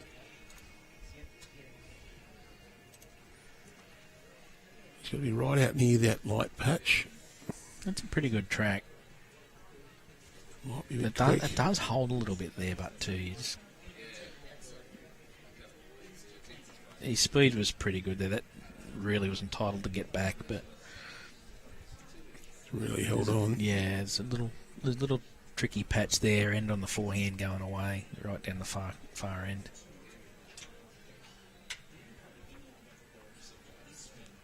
Just the one.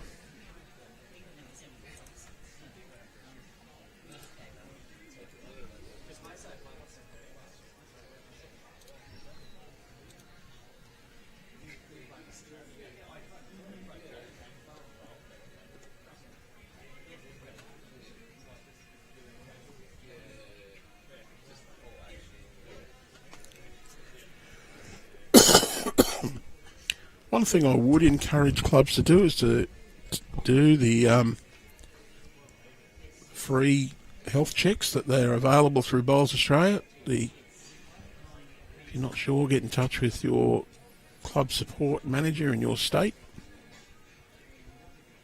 They'll point you in the right direction. There's plenty of online resources. It just checks the health of your trading and your operations. Not trying to find out any information off you about your operations. They're trying to help you with your planning. Try and make sure your club is healthy and going to survive. After all, the business of Bowls New South Wales and Bowls Australia is dependent on healthy clubs. And that's what we want to see, is clubs that are going to continue to operate as much as possible. There's a number of resources there. There's also free webinars being hosted that go through topics about club management, the Club Map seminars. Just keep an eye on the Bowls Australia socials, and sometimes Bowls New South Wales. We usually share those as much as possible. You can subscribe to those alerts as well. That's especially if you're involved in club management. Free service, you may as well participate in that, and you might get some tips that help your club stay healthy and survive.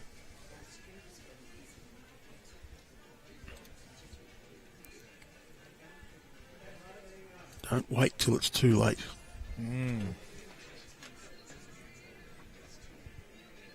Last thing we need is less clubs. Look, there are some clubs that have made the difficult decision that WA have had to close. But where they've done it with planning, it's been good. I know the old Wollongong City Club closed 30 years ago nearly. When they did, they owned the property they were on that was sold up, and they used that to merge with what was my club then, Wiseman Park, become Wiseman Park, Wollongong City. Gave the club a little injection of life, gave it a bit of an investment to tide it over as well, and also brought some funds to have a bit of a renovation, make the club more appealing. I know the social membership boomed just after that. And social membership means people coming in, you boost your trade, boost your income, your profits, and all gives you funds to be able to run and operate your club and build your club. Yeah, I'd get on the websites every now and then and have a look around the clubs websites around Wollongong and around Sydney just to see what's happening and going on. And Wiseman Park always seemed to have a lot of barefoot bowls functions and things like that. They had menus for barefoot bowls. I think more so probably when Shane Garvey was there. I don't know what it's like these days, but it's still operating, different sort of model now, but yeah. But yeah, it's had like menus and function setups and things like that on the website, and they always seem to be something going on there.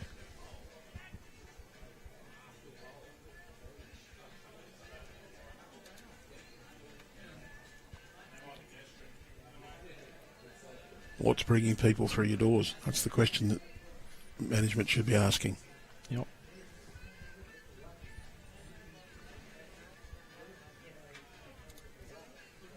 Had people say, "Oh no, the Royal won't let us play in mufti clothes on a Saturday."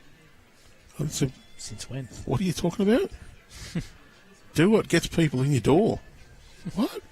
What, are they still wearing creams, are they? Oh. So, there was a certain former employee who used to say, you can wear thongs and a jockstrap for all I care. Something I don't care to see. But No.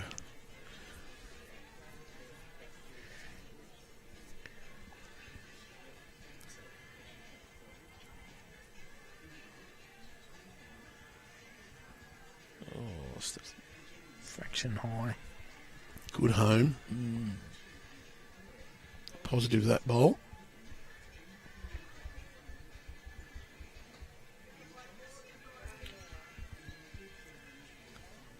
Did see one club used to run a Wednesday morning bowls. They'd start at 10 and they would finish by 12. It was the Golden Oldies. Basically just turn up and have a bit of a game, and after about an hour one of them finished, and I said, oh, how come you finished? They said, oh, old Joe here said he wasn't feeling the best, so we've just called it off. So it was all about just getting out and having a roll with your mates, and if someone didn't feel well, had a pairs team with 3 people in it. How does that work? Well, they used the same set of bowls. One bloke was sitting at one end and the other bloke sitting at the other end. They played lead each way. Yeah, right. Because they weren't up to walking up and down the green, but they were up to getting up and having a bowl. Yeah. So they said, all right, you two enter as one team and you can bowl half the bowls each. They were happy. Their opposition weren't unhappy because they played okay, but their opposition knew before they started they were playing against the 3. And if they won the prize money, they used to share it. I mean, it was $20 between the team or something like that. They'd only take $10 each, so they didn't really care. Yeah, adjust and adapt where you can just to keep everybody involved. Like, just makes sense, doesn't it? In the end, you're playing social bowls. It's not life or death. It's just to get people on the green, have a roll, have a bit of fun. Get the bowl out of your hand for the people that sort of use it as a little bit of practice. But not playing for sheep stations.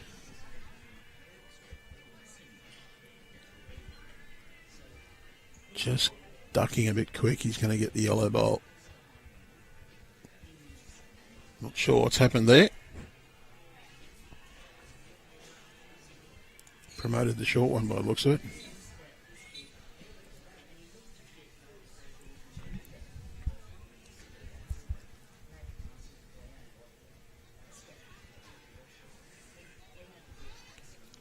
Oh, he's under as well.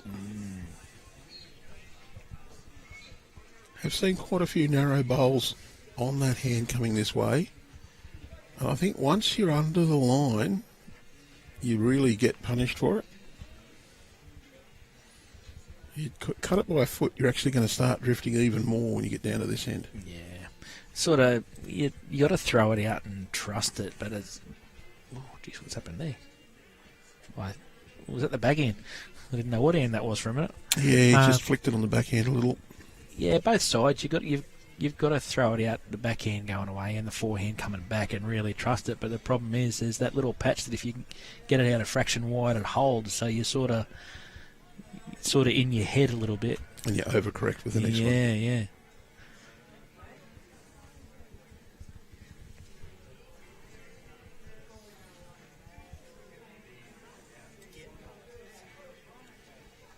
Again, we see the principle that Clay said, keep your shoulders square so that your delivery and that your grip follows, and that you keep the grips of the bowls going parallel and out straight towards your aiming point. No different from delivering by hand. You've got to deliver towards your aiming point, not pull your arm across your body. Yeah, but I've only got little arms and a round gut. It's difficult. As long as you do it, it's difficult to get my arms back and through without having to go round arm. As long as you don't deliver it, as long as you do it the same as every time and deliver on the same line.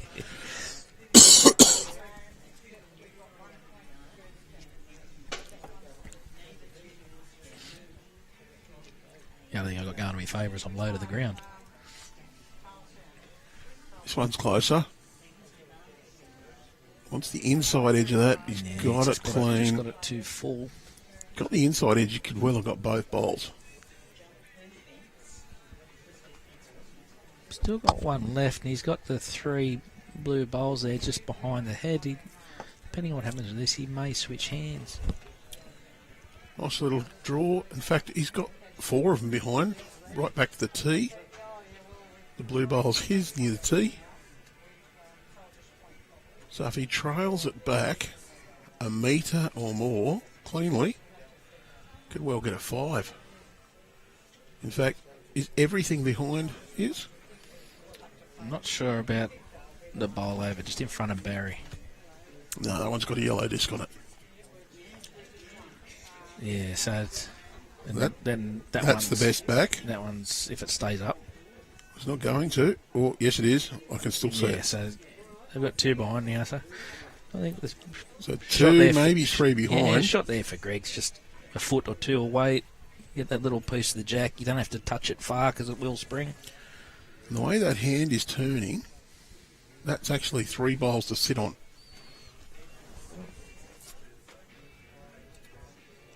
And he's going to go quick again. He's lining up forehand this time.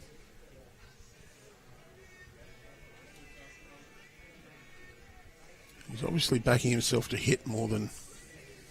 It's narrow.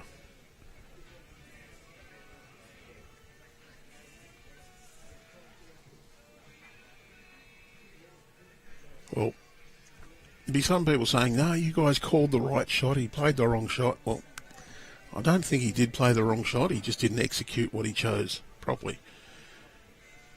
Every chance he tried to play what we did and missed by half. Missed by 15 centimetres and still was 3 down. Yeah. Doesn't change anything. It's still got to execute. And this one gets just beyond that. Ooh. Not quite, I don't think. Close, actually.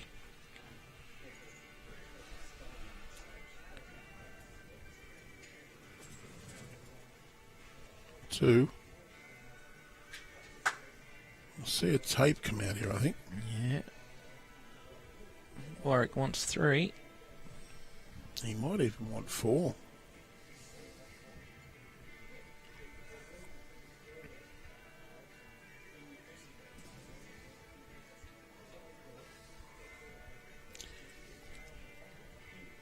Well, at the moment, the miserable rainy day they promised us hasn't actually eventuated.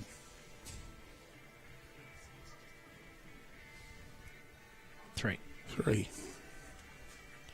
Glad you saw it, because I couldn't see whether that was 2 or 3 fingers up. 10-9, 10-5 after 9.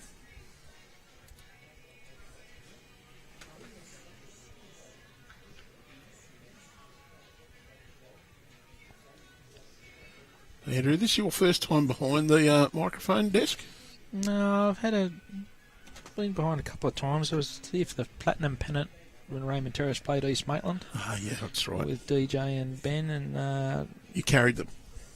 yeah, something like that. And I stepped in for a little bit down at Charlestown when the other ones, yep. Yeah, the ones were there for the men's pennant. I was in there for a little bit with the Raymond Terrace Curry game.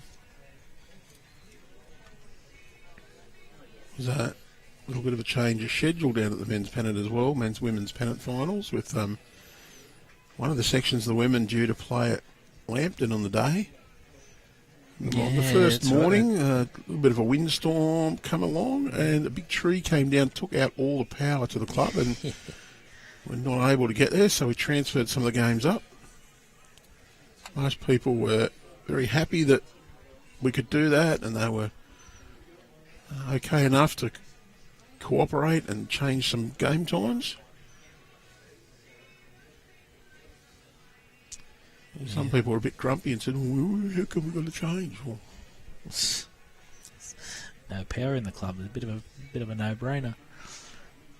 No, it's good surface at Charlestown. They've got a nice facility there now. Not they didn't have a bad facility before. They had a couple of decent tiffy greens, but how good are their scoreboards? Oh, yeah. Yeah, they're really good.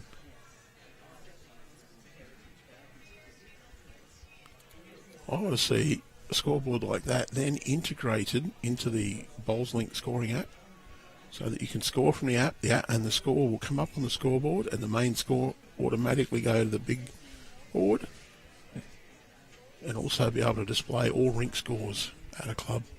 You're right. I might be dreaming at the moment.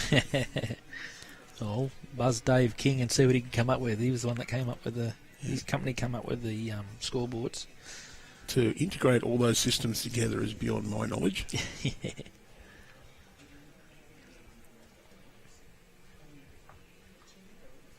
I see there's another electronic system out now too. I saw Aaron Sheriff representing a company. It was on, saw it on Facebook yesterday. New tech scoring company. New Tech, was it? No, New Tech wasn't the name of the company. No, it's a electronic scoreboard system. I wonder if it's one of the ones that's been around for a while and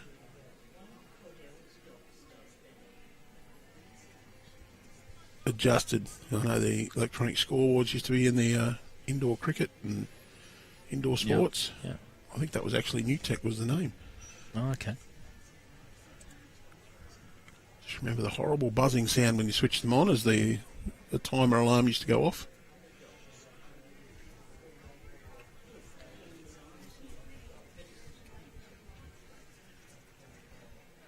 The implementation of technology certainly advanced.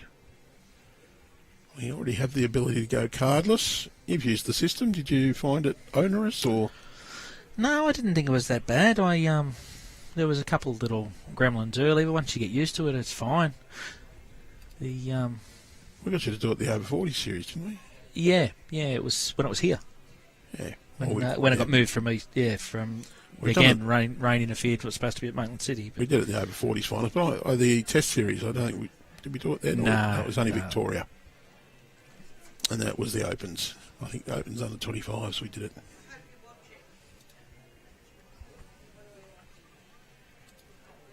Plenty of potential there, and it's a bonus for administrators with that because you don't have to put any scores in.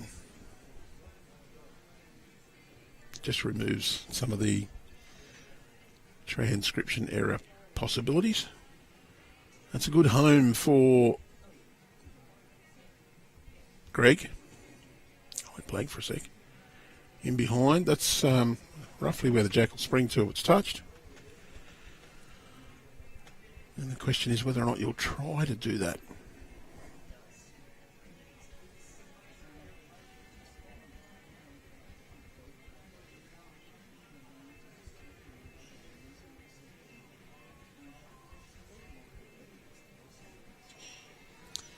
I am a fan of the pennant scoring on BowlsLink. I just find that once we get everybody on track and they put the results in straight away, it makes it easier to track, and you can watch the progress. You can see how the blokes you played against last week went, right down to that team. I sort of like the player ladder that comes in as well. Yep. Yeah, I sort of like it. I'll qualify that. Why only sort of? Because it's about the three teams of four, not the single team or the player. It's about the overall result. Yep. And sometimes not taking the risk and taking the loss on your rink is more important. And I absolutely hate to hear somebody say, so how'd you go? Oh, we won our rink. So you lost. Yeah. No, we won our rink. How'd the side go? Oh, we lost overall. It was 9-1. So you lost. That's why I actually used to prefer the 2-point system in pennants. As a measure of the competition, I think that one is a better one. I do get why we go for the 10. And what it does is means that there is a value in getting a rink win immediately on the point score. the rinks being used as a secondary counter overcomes that anyway. But it means that the players can see the value of just fighting out and getting a rink win on theirs, even if the big board's completely gone 3/4 of the way through the game. Yep. If you have two rinks that are getting beaten by 15 and you're 2 shots in front with 5 ends to go, you know that you're probably not going to get the big board, but if you can fight out, you get a point. But you also know that 2 points for your overall win, you know, if first count backs your rinks, yeah, it's the same deal, really. But obviously, you and I are intelligent enough to work that out. Yeah, I know. A lot of people used to kick up a stink about it. But I think years ago, when they played the 2-point system in Penance, when it was trialled, I think the rinks weren't first count back, but were they? I think it was for and against. Yeah, I'm not sure now. Maybe one way or the other. But at least with this system, it builds it into the point score. You go points and then for and against. Yeah. And it's almost completely effectively with the 10-point system that you win every game you win. The 6-point system did have a major fault that you could win 10 games and not win your section. Yeah, that's right. And it happened a few times. Yep. You got 10 4-0 wins, you only on 40 points. Your opponents could have had 7 6-0 wins. Oh, you 4-2. 4-2s, yes. Yeah. You said 4-0. 4-2. Your opponents have already got 4 out of those 2 games, and they win 7 of their other games by 5. Yep. 5-1. They're on 39. They've only got to get 2 points off their last game, and they've got you. Yeah, as you said, it has happened. I've explained that to people when they've asked why it's a 10-point system, and I said, well, that's exactly the reason why. And I've had people argue with me, we were the better side because we won 2 rinks. So you lost. Well, we won 2 rinks. Oh, they stacked 1 rink. Well, you weren't good enough to beat the other 2 non-stacked rinks then.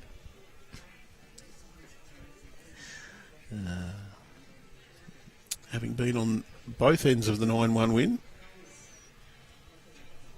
I understand, or the 8-2 win, I should say. Been on both ends of it. Been one of the 2 that lost to not get us home, or been the one that lost and lost it overall on us. Been the one that won us and won it overall for us. Well, he's done it. Yeah, he's got a result. And he's only really got 1 bowl in the head, but no real way to get at it. The only way you can really see it by getting it out is playing weight down underneath that yellow bowl where Barry's sort of pointing down there now. If he gets it and can pop it through the hole between the two greens and not move anything else, it's worth probably 4 or 5. But that is a tough shot. It is, but so's trying to draw it neat on the forehand. Crash in, hope for the best. Yeah, I think so. But he's going to have to use plenty of weight for it to swing down through there too. As we've seen already, getting the right line, playing that sort of weight down there is hard to do. And I think that should be under.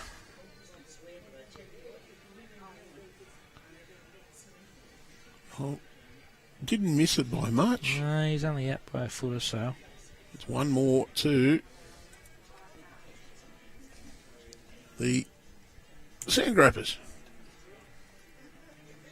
10 ends gone. 2/3 of the game. Just flying by.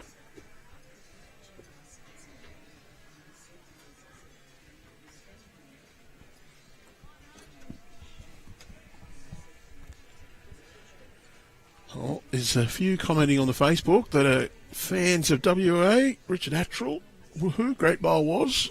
Obviously, he likes the black and yellow uniforms more than the blues.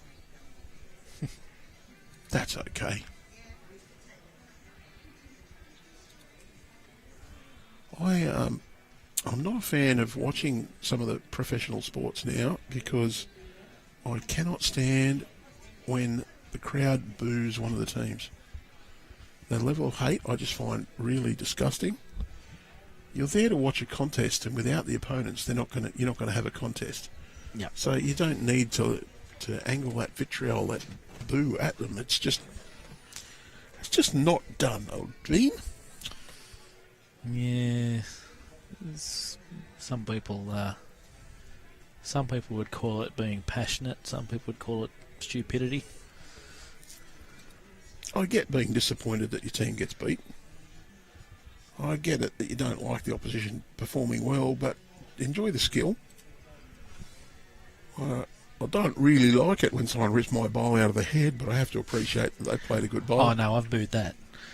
I've booed that plenty. I have said to the person who's done it, I don't really like you now, but I'll do that in a nice way.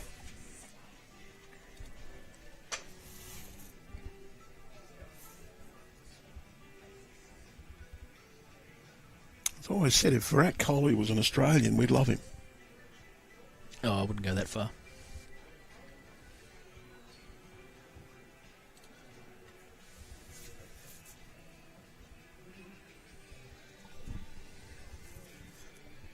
I like the fact he gives it back to the Aussies. Yeah,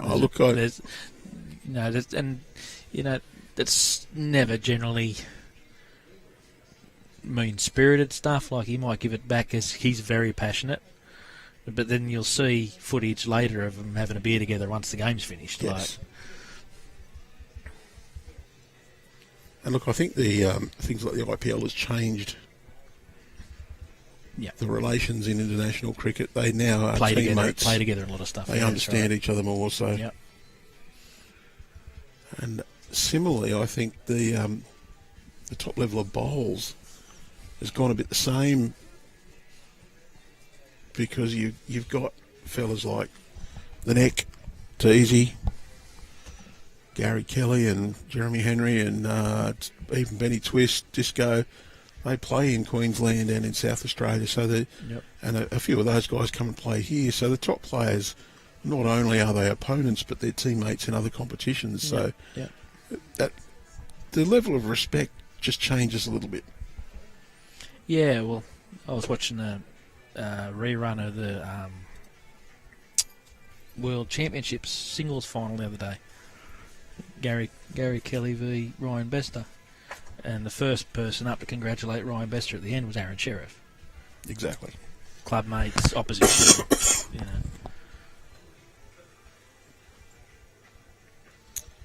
You can not like that your person's getting beaten, but you have to applaud the opponent's good play.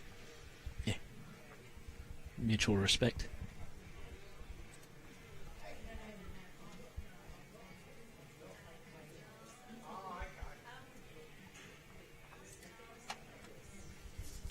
The Australian Indoor Final. I was a torn man. Jeremy Henry playing Jack McShane. I really enjoyed seeing the young fella actually put it to the old fella. I was just disappointed I couldn't stay up there for it. I was spent the afternoon with Jack and his family. I know Jack pretty well. And but I had to come home after I got beat early on. I Greg had a funeral I had to come back to, but I would like to have been able to stay up there and support young Jack. Of course, Jez being a member at Warilla, and I actually am a social member at Warilla because it's just down the road from me, and plenty of times I've been at events, worked with Jez, and he's seen him around plenty. So I would have really loved to have seen Jez win again as well, but. So, it's a case of I'm on a win-win and a lose-lose. You know what? He's won 3. Yeah. I'm not disappointed Jack won it all. But, Jack's a good young kid. He's another one in the mould of young Bailey. I played with Jack in the Australian Open Fours a couple of years ago. That's where I first got to know him. And since then, I'd love to have his record already. As I said, he's won State fours. Won a national pairs, Australian pairs. He's been runner-up in the Australian fours. He's won a state triples. State pairs, fours and triples. Yep. Yeah. Yeah, I know. They beat us in the fours in the state. I played opposite Jack in that game. And, although he carried Tomo to the pairs and fours, that's got to count as a black mark. If you're watching Sean Thompson, we do love you. Pretty handy fella to be playing with. He's a nice bloke, Sean Thompson. He's a good fella. Even Peter Harry played with him. He did. Peter's pretty good bloke. And Clarkey. Adonis. This is pretty well pointed too.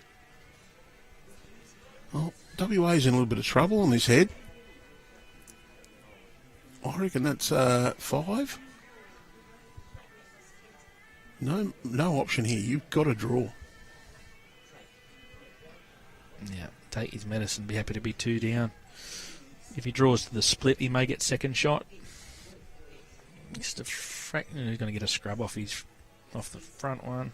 Dirty rotten scrub. Probably third. To be close to third. Dirty rotten scrub, but I'll give him credit. He was about the right area and about the right weight. His weight wasn't too bad. Yeah, if he missed that bowl, he was probably going to get to third anyway, at least.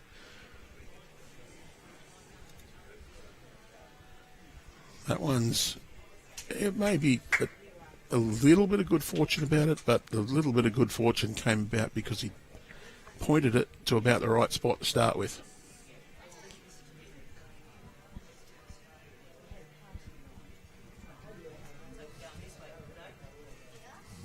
Well, it's best back. I don't know if that's what he was trying to do, but it's ended up in a good home. And that's one of the things, one of the fellas at our club will sit there and score the effectiveness of bowls during a championship game. The problem is it doesn't take into account the fact that as you cross over, you might say to your mate, I'm going to draw one back to the tee and cover. Because you're 10 feet away from the jack, you'd go, no, that one's not a naught. Yeah, I was trying to draw to the tee, but... Yeah.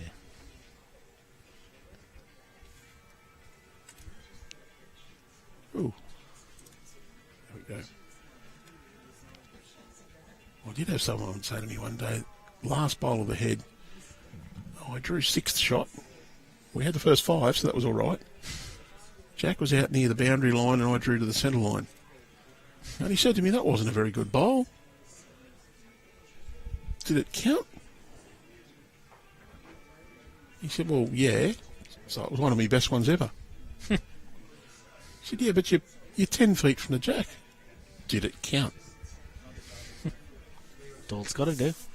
It's only got to be closer than your oppositions. I said, if I draw to the jack, play an absolute pearl and move it 2 inches, move it out of bounds, I'm a dunce, aren't I? Yeah. Well, second last one counted. I drew another one that counted. So, I always remember, just got to do what's necessary. Don't try and be too fancy. Yeah, you don't have to be close, you just got to be closer. How often do you see Jack in the ditch? Nearest bowl is 4 metres up the green. Yeah, and then drop it in the pit. And someone draws to the edge of the ditch, that has a look, and then flops in. And they go, oh, he's unlucky. And I go, no, it's a bad bowl. Yeah. Why is that? Because you had 4 metres to draw. You only had to finish on the tee. You got 4 metres to draw last bowl. Don't try and get close. Yeah. Understand if you've got to get close to try and cut out your opposition. But again, if shot's 4 metres away and you draw one 2 metres away, they've still got to beat you. And Chris McCauley always said, Chris, he'd won a couple of state events and played for the state. He's a handy bowler. He said, if the jack's in the pit and you draw past the tee, the 2 metre mark, 60% of the time you're going to count, and about half of the rest of it, you're going to be in the count. Or cutting shots down. Exactly. It's very rare, if you've got to draw to the ditch and you get past the 2 metre mark, that you're not going to be an effective bowl.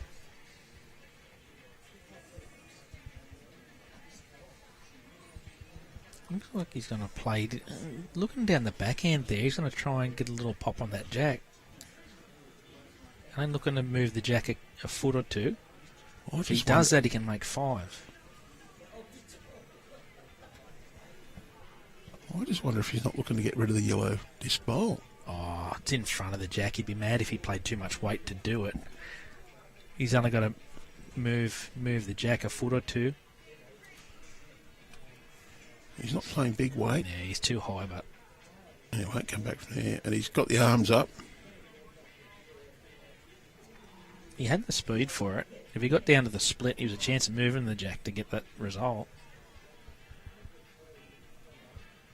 No, he's got 2. It's 4 behind, 4 to go.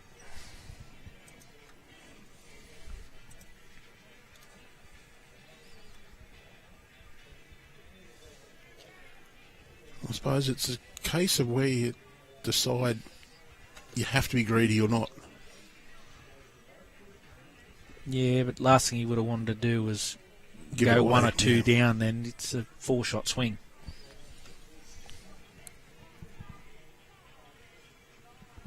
You may have heard me say, and anyone who's listened to me plenty of times, an old man said to me, a live dog roars, and a live dog barks a lot louder than a dead lion roars. That's fair. A few people couldn't work it out. You've obviously just worked it out straight away. Yeah. He was telling me that hit the ball along the ground and hit a 4. Don't worry about trying to smack it over the boundary by 50 yards to get a 6. Well, 6 singles is the same as 1 Zach, isn't it? Exactly. Only difference is I used to go on the theory that there's more room in the air. Oh, if you had 6s and 4s, you don't have to do undignified running up and down the pitch either. I never used to hit the ball hard enough. It used to just dribble to the boundary, but I'd be running to 2 and then it hits the boundary and it's like, oops, I've just wasted 2 runs. Same principle in bowls. Sometimes you're better off just to go that gentle shot that's going to get you 1 or 2 safely than try and go the big ripping out fancy shot for 4 or 5. Yep. Take the one that's got the least danger. Proceed with caution sometimes. You talk about playing with famous cricketers. Yep. I did get to play a Wednesday afternoon, Thursday afternoon social game, 8-a-side, and batted with Ken Trimble. Now, people might go, Ken Trimble? Wasn't it Sam Trimble who was the great player who went on the West Indies tour with the Australian side and probably should have played, but Bill Laurie got in and... Yes, it was. Sam Trimble. Glenn Trimble's father, Sam. Ken was the one who stayed on the farm. All the locals reckon Ken was a better batsman than Sam. Yeah, right. Got the pleasure of batting with Ken in that social game. We put on about 120 partnership. I was hitting 4s. Ken was splitting the field beautifully for 2s and 3s. And jogging up and down the pitch and having me sitting there going, hit a boundary. Yeah. Dad played for Wallsend. He had a couple of opportunities. He batted with Greg Geese. And Dad and Geesey, I think Dad said Dad was 21 and Geesey was about 14 at the time. They put on about 230 together, of which Dad got about 15.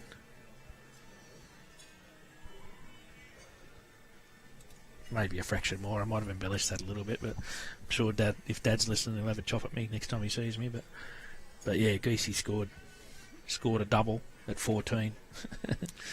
And Dad was just up the other end watching.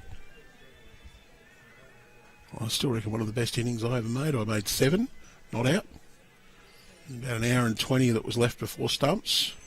Partner at the other end put on about 50.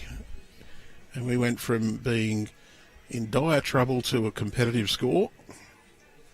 And I hit 1 single and 1 6. And the bloke I hit for 6 said it was the only over he would ever bowl of off spin if I hit him for 6.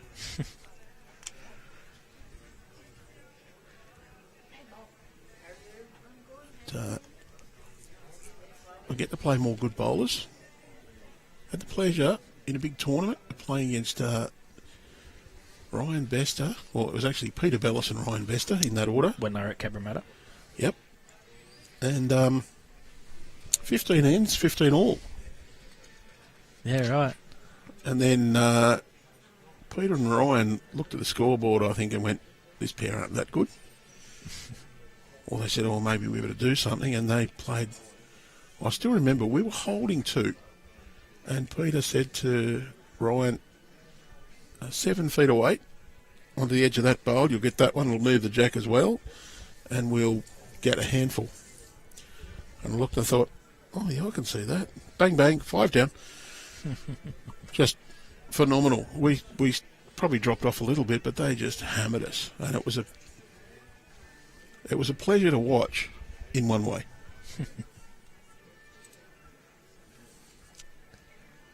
Yes, he could do that, but it's just how accurate his runs are. The damage he could do with it. I'll never forget that game he played against Australia at Tweed Heads. They were playing 3-bowl pairs. He was playing for Canada. He was a bit younger then, a little bit lighter in weight then, with the long hair. He's had I think it was the first end of the tie break. He's had a run, got the jack. The jack's bounced off a back bowl and gone into the pit. Oh, sorry, no. He's hit the jack. The jack's gone sideways and took out their bowl that was on the marker, on the respot mark. Pushed it out of bounds and went back into the pit, and they had everything behind. So he's ended up making 6 in the first end of a 3-hand tie break. Oh. Would have gone, sorry. But thanks. Yeah. He had his hand up to the crowd waving. I don't know whether... Oh, well, is that a brilliant bowl or a lucky bowl? Bit of both. I think by that reaction, they've sort of played for it. Yeah. You've got to be a little bit lucky to get it, but you're allowed to cheer it if you've played for it. I think that's the shot. Backhand. They're lined up for plant. Punch that bowl out, yeah. You get any contact, you've got a chance of getting a result. And let's face it, it's going to be tough to draw. Be more inclined not to use weight to the ditch, but give himself another bowl behind if he happens to miss. Oh, I don't know if he's got enough weight to get there. No, he's not even reaching there. Well, really, if you use weight to the tee, yeah, with that weight, it'd nearly be enough to turn it out with that plant. If you get the front bowl flush, and with that weight to the tee, you've almost got enough chance to bend back and get the jack. If you get even a feather, just a feather on that front bowl, you drag that jack straight back to your own, right at the back, hold 2. Or he could be stiff and slice it for 2 down.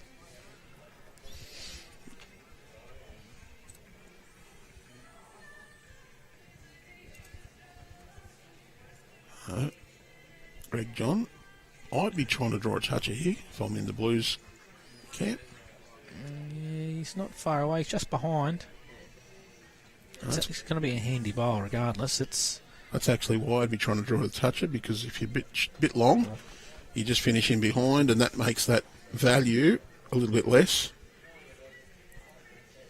But it also boosts the shot here for WA, for Nick, because he can play that same weight, and he's now got another one to plock on there and get another one in the head. So if he takes that bowl's place, he makes it harder for Greg. He's just not going to bend with that weight. Yeah, Greg's got the 2/4 there now. Probably just be trying to use the same weight. If he gets down to that jack, he can poke it into that little pouch of 3 bowls there and make 4. And square the game. Correct.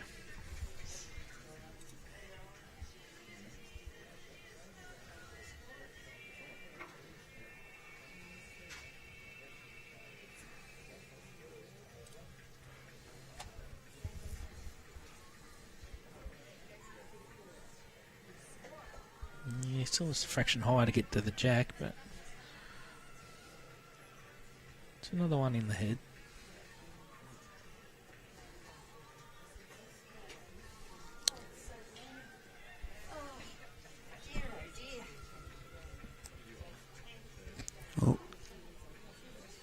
He's got a bit wider, so I think he's taking less he weight. hasn't got the same weight, but still just hanging that bit on him. So 1 to New South Wales. 3 behind, 3 to go.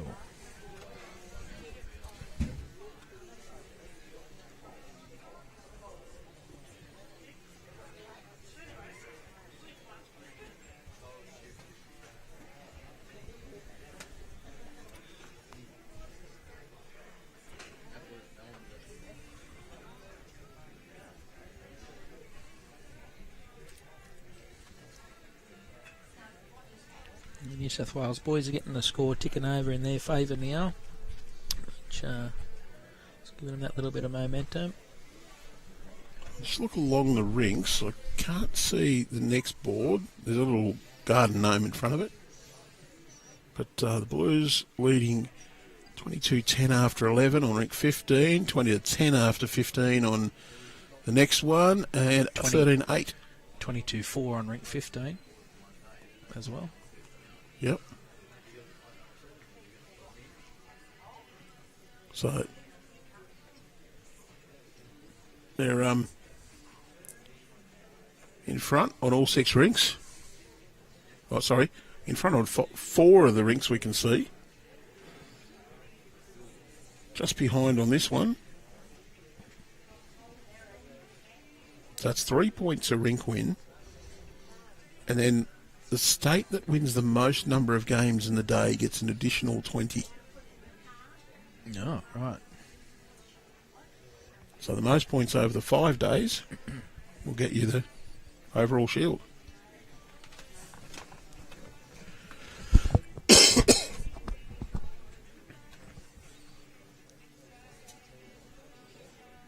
I can see on Keddy's rink they've got 9 shots, but I can't see the left side of the board.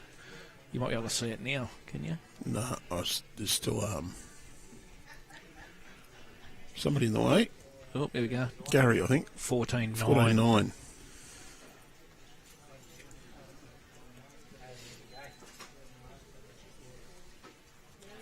I think that's Gary Giblett.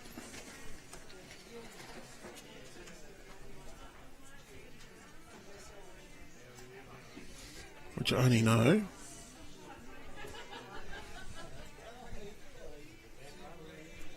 because he's been on the stream, and I just had a little chat with 2 guys on the stream yesterday afternoon on my way up.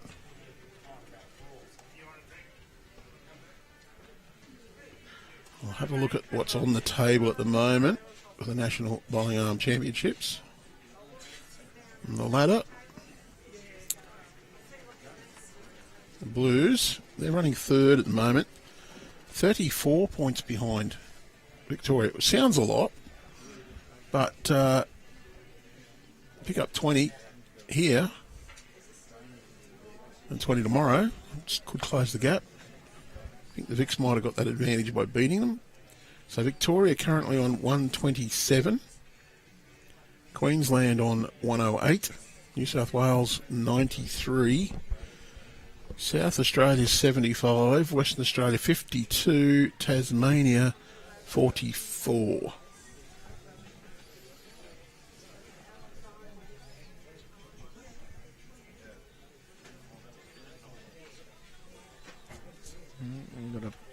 They've just got that momentum going their way, and Greg John must have just gone for a comfort stop.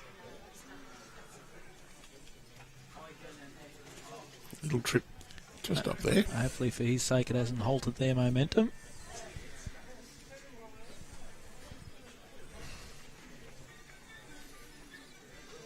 Yeah, is needing to go, is that a boost to your concentration because your heightened awareness, or is it a distraction because you're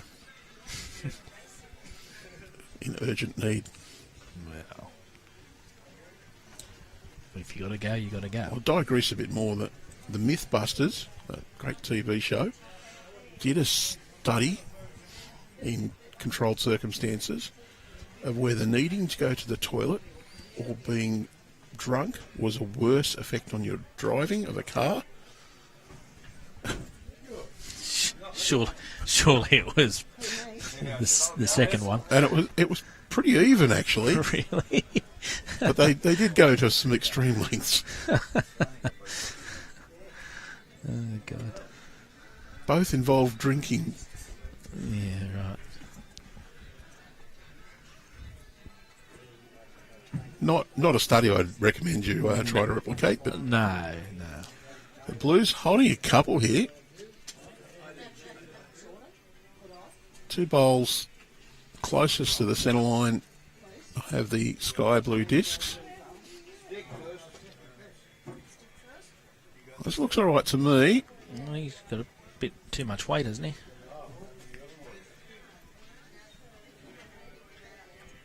Oh, good judge. He's just a metre through.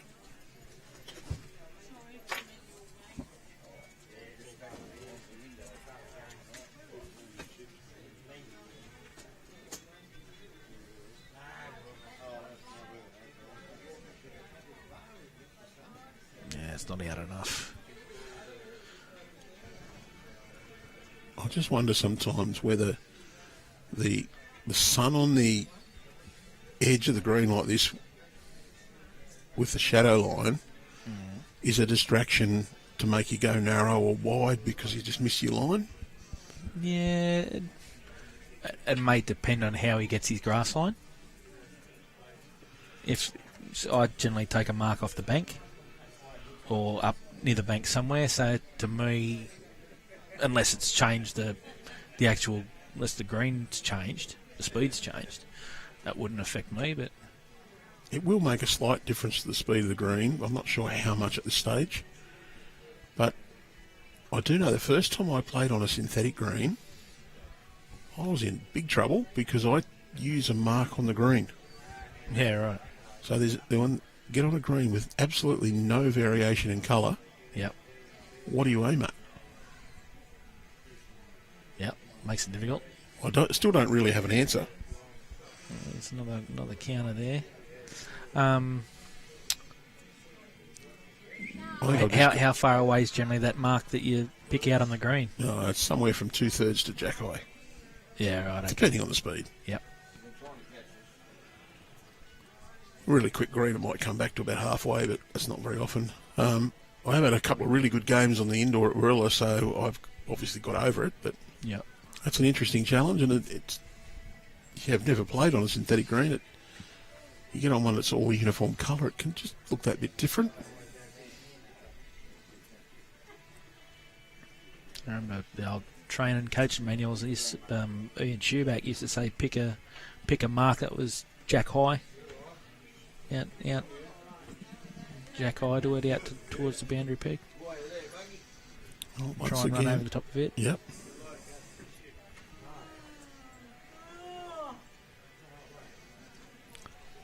I have learnt though, I usually will align myself roughly with the boundary peg for the opening. Yep. Well, he's comes down to his speed, and I think he's just tapped a bit on it. Yep. Well, I think there's 4 shots in this at the moment. It's open, so I think it's 3 to New South Wales. I think this bowl out his 4th shot. But he's putting a lot of pressure on himself. The jack high one beats the one on the run on the left of screen, just short. I do.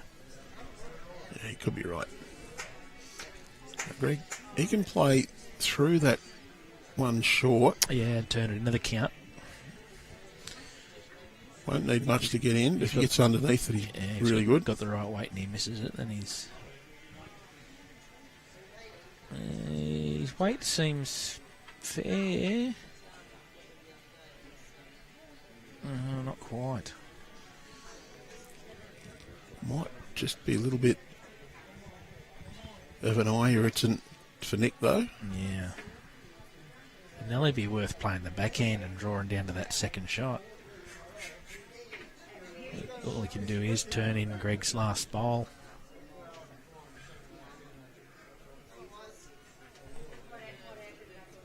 I don't think there's a shot for Greg to move the yellow disc bowl to get... There's too much traffic in the way, and they're all short of the jack.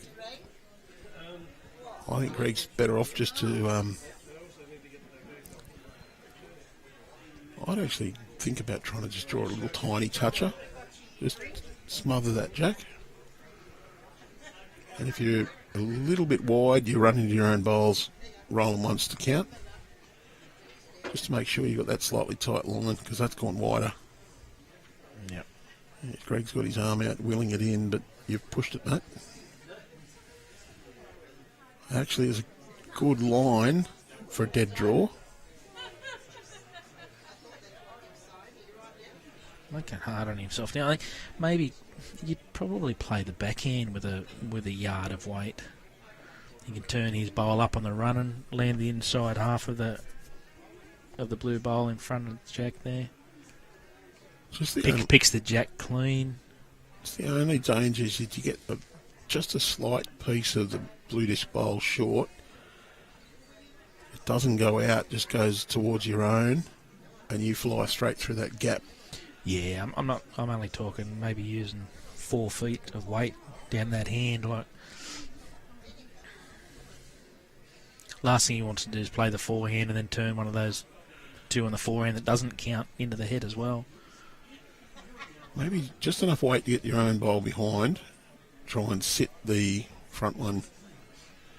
If you're a bit wide, you get the inside of your own. He may even swing on the forehand looking for the jack. He's got the two backwards on the right-hand side. He's playing forehand.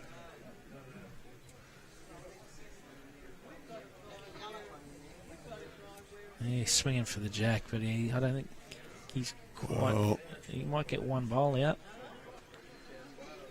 Which he has. I think he's 2 down. Might have been a bit lucky not to come off and get his own closest then too. Yeah, true.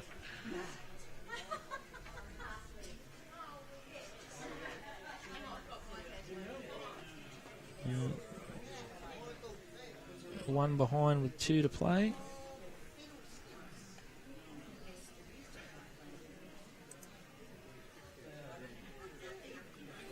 He's going to have a close look at it.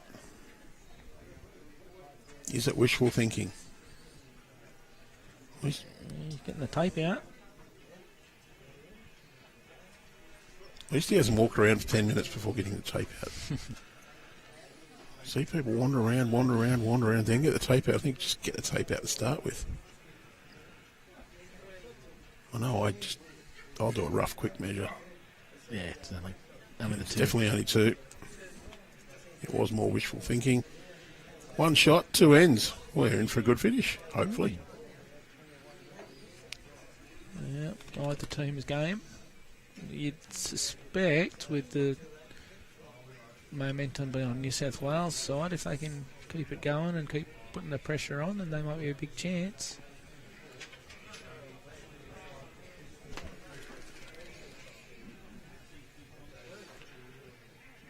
Just come down to who can play the clutch bowls in the next 2 ends.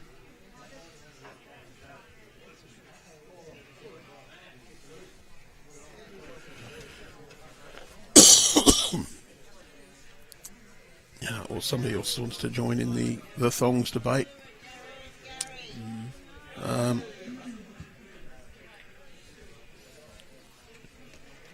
People complaining about doesn't look good. Well, yeah, okay. I'm not going to disagree with you there. People said that once upon a time about coloured clothes too. The thing is, we want people to play the game. Is there a reason why they shouldn't be allowed? And forget aesthetics. Is it a safety issue?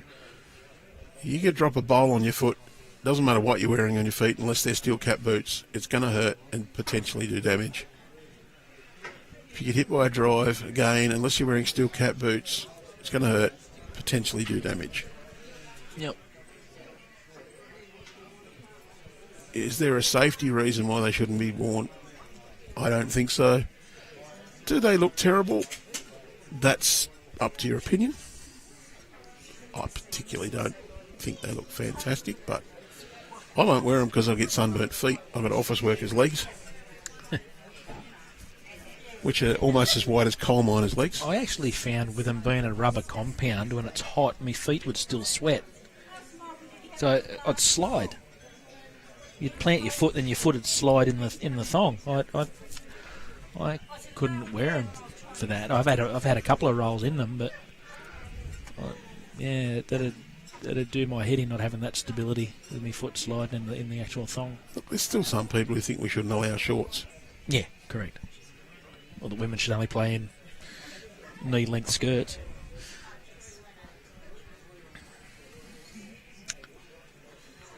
But like anything, you got to evolve with the game.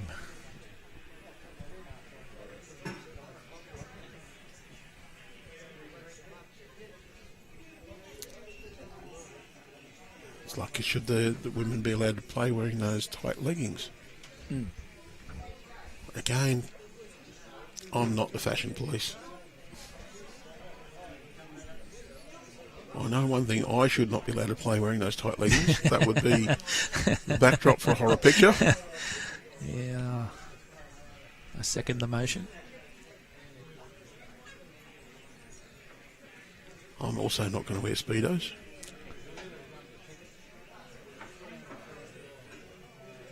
But it's like anything. If you don't like it, don't wear them.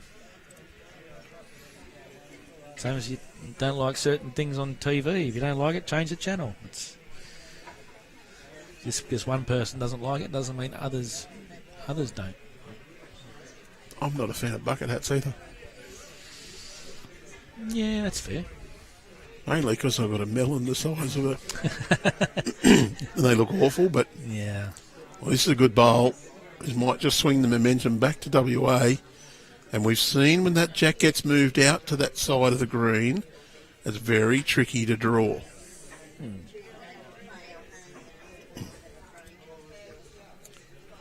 I do know one gentleman who was very pleased that that UFOS were approved. He does have a medical condition. He can't wear shoes. If he does wear shoes, he has a problem with his feet and they crack and break. Yeah, It right. becomes very painful. So he was very pleased because he used to have to come back to us every year and get a letter to say that he was allowed to wear non-standard footwear. Yeah, okay. Yeah, well, there's always going to be people out there that have a reason why. And as I said, it's the people that don't like them. Just, if you don't like them, don't wear them. Easy.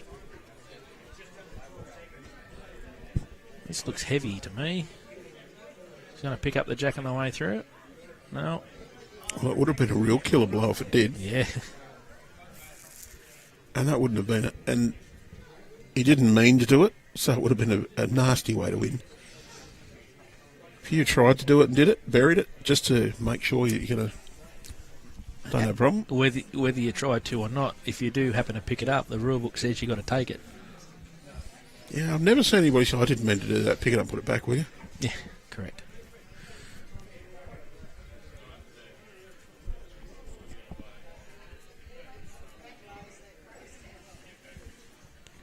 So, simple for the Blues here. Who's on the mat? Barrie. Yeah. Pick a hand and draw the shot.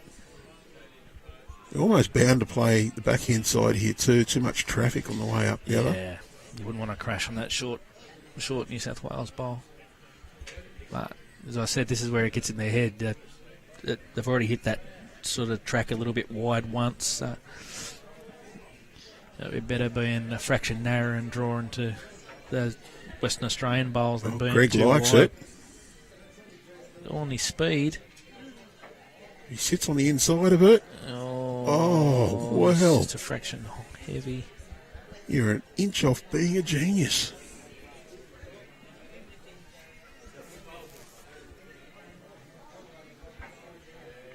However, the WA, if they can draw another one here, just throws even more pressure on. What do you guess? Oh, and he's fallen on the outside, so I don't think that one will count.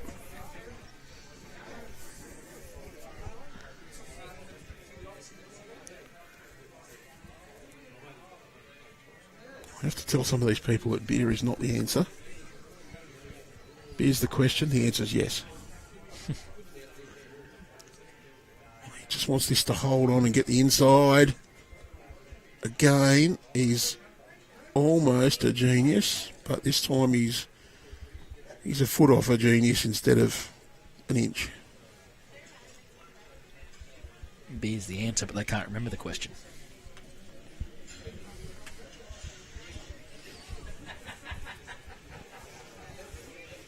Yeah, I don't know if that's going to get down. It's hanging high. Oh, it's not a bad effort. It's just that. Oh, no, it is. Just dropped in. We can actually see the edge of the ditch there. Just.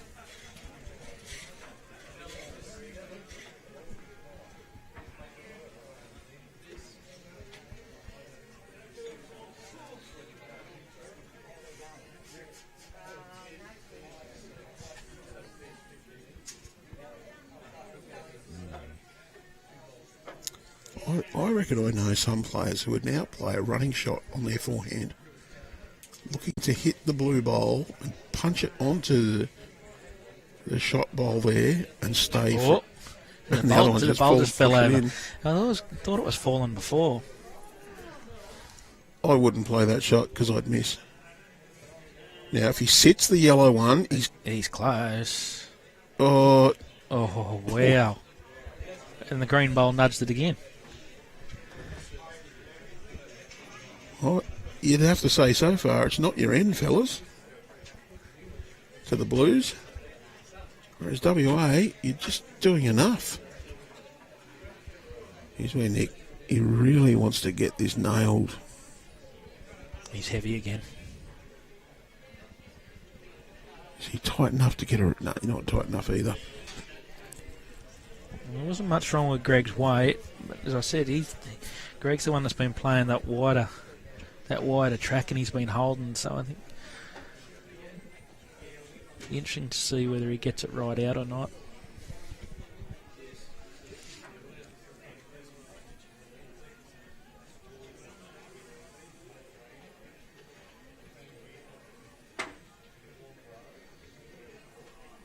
Last speed was good. He wouldn't be wanting to change that at all.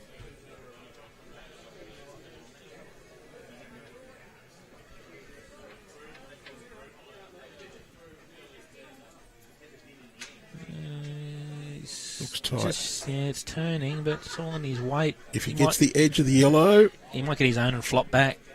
Oh, he's not going to. Well, I think he's got shot, It's close.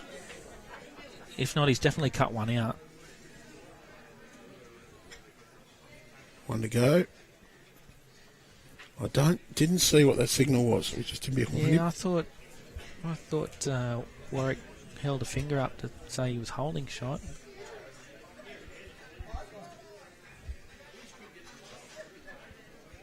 But from here, it looks like it's one to Woomerers. Looks quick It's again. still running, yeah. Well, it's going to come back to maybe a measure. Well, Barrie thinks it's one to New South Wales. He might be being a bit biased. we're all biased in bowls. Yeah, some of us are wrong bias. I resemble that comment. Beats that one. Doesn't beat that one. One to the WA team. WA 2 in front playing the last. So, you're trying to get a 2 to tie or a 3 to win? You're trying to get a 3 to win to start with. Share the points if it's a draw, Andrew. Yeah, look. Yep. You haven't really been in front for a long time. You'd be happy to get to even.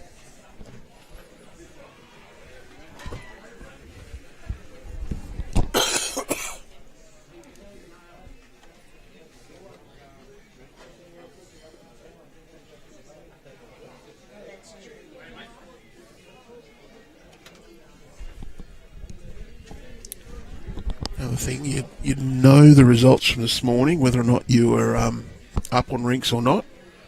And the master board is the one that counts. It's got 20 points available to it. You'd also look along and see the next rank's 14-13. They're only one behind with 2 to play. 23-5 up. 2 to play. 20-15 up. Complete. 13-11 up. Complete. Yeah, 31-5 up. Complete. Rink, yeah. So the 3 triples have all gone to New South Wales, one of the pairs. So that's 4 rinks. So you know that you've got the better of this afternoon no matter what. And if you were up in rinks this morning, then you'd be saying, okay, do we go for 1 point or 3?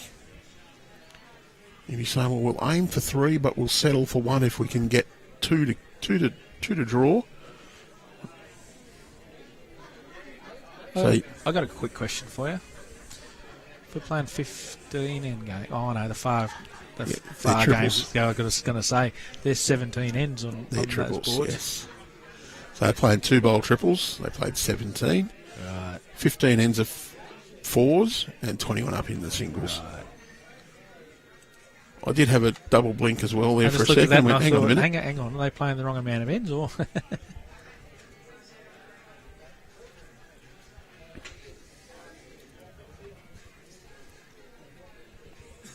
Barry's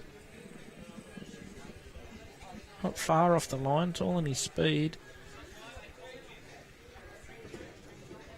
which looks nearly good enough.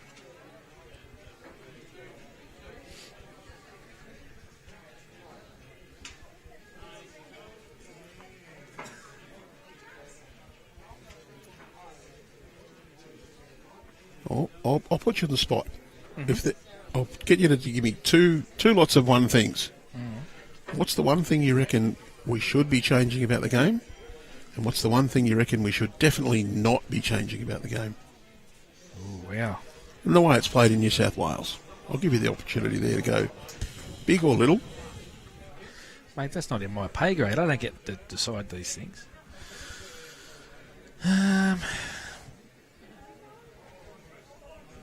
It's a good question. I haven't really thought about it too much.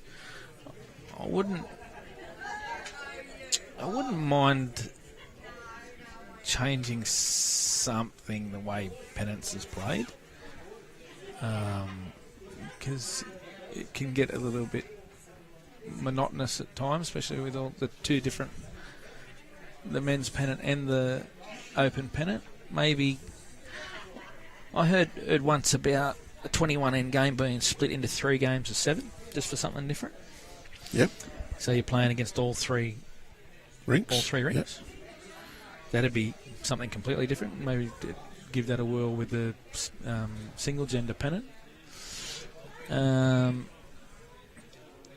Something I definitely wouldn't touch.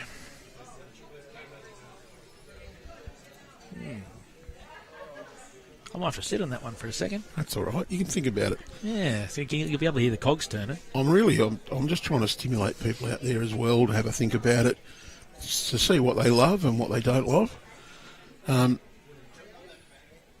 have had people say that they would rather have the old club challenge format back instead of men's pennants. Oh, he might have turned that jack a little bit too far. It's not bad, but he's still got a chance to maybe turn through that WA bowl that's jack high there. There could be some merit in that. Has something a bit different. Yeah, I used to like the old club challenge. It was good. It was. The only feedback I had on that was that the singles created a problem that you had to find a marker. Yeah. There's always someone there willing to watch and mark. Worst comes to worst, you get the umpire to do it. Worst comes to worst. Yeah, look, I think an umpire's there to do a job other than that, but that's okay. But what should we not change? That's an even harder question, because that makes people think, well, hang on, what do I love about the game? I actually really like the format of the open pennants, and I think it should be the same. It's been the tradition. I would like to see us play 18 ends in pairs championship games, especially when we're playing 2 games a day. I know that would get a bit of resistance from a lot of traditionalists. If you're playing the 2x2 format like we're playing here, then it's not so bad, because they're already long enough days as it is. I personally don't think we should go to 3 bowls for our championships. Yeah, I agree. And these are all my opinions only. They're not reflecting us anything. I haven't really got a say in it. It comes down to people above my pay grade. That's not a bad bowl there by Barrie. Can still turn. Well, they're holding Johnsy's bowls through onto the jack to get through to make a couple, or still just try and pick out that jack high bowl. Now, which one is the... Are they holding 2 or are they holding just the 1? Yeah, I think it's just the 1. Oh. I'm going to stand up for a sec. I do, yep, I think you're right. I think it's actually 1, and I think what WA actually has 2nd and 3rd with the ones either side of the line. But if Barrie can just sit one of those out. Now, he's got a couple of chances here. Doesn't want the shot bowl, wants his own. He's going to get the hole, I think. He's got the hole. I like what you called. Play the backhand. He's got his on the run up, or he's got the yellow bowl to land fat. Do that, and then you can think about whether or not you try and land the other side as well. Yep. Of course, WA's got a couple of bowls too that can throw the cat amongst the pigeons there. Just don't get carried away with weight. If Johnsy lands his front one there, then every chance his bowl flops over and it's another third then, so we could attack the yellow one then for the 3. If you actually get that front one right, it rolls up to the yellow one and you roll in. Yep. Then if you're holding 3 and WA miss, don't play your last. Isn't that? I think that's one of the funny things about our game. When you've played the best, you actually don't play your last bullet. Yeah. That one's just going to stop a little bit shy of where he wanted. Yeah. It's almost beautiful weight. A little bit cautious, I think, was all. Yeah, he doesn't want to get too carried away with his weight. He just sort of reach to it with a couple of feet. Oh. That line looks a bit... His bowls do turn out there. Yeah, he's got good weight. He's down off the inside of that one. Close. Well, that's 2. The 2. Holding a draw. So WA need a conversion. They need to do something, otherwise they're going to miss out and leave an opportunity for Greg.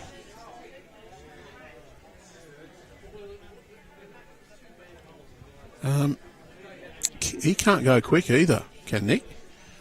If he gets that short bowl fat onto it, it's going to spring back. The jack goes back to the ditch and stays in. The Blues will be holding 2 if nothing comes through. Yeah, with Greg with one. And I really couldn't see any of the WA bowls except maybe the one he's running with come through. And it might leave Greg 3 metres to draw the third. So can't go big. Can come up on that backhand side with a yard of weight, try and punch the shot bowl on. He doesn't want to miss his line and turn that bowl of Greg's up for a third butt. No, and the other thing is, if he spits the jack out 2 yards, he's still 2 down. So it only needs to go 2 feet. The way Warwick was pointing there, he's talking about him coming in off their closest bowl. But as I said, if he misses his line slightly, he gives the third shot away. He's on a hiding to nothing here, no matter what. He's got to play it perfectly. He's playing backhand. There's danger both hands. And he's got a line to turn in that. He's got his own bowl. If he flops off it. Oh, wow. Absolute genius.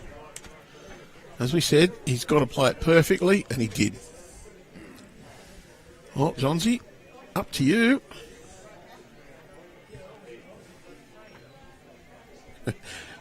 We have had the suggestion that there be a national pennant finals, best club in Australia.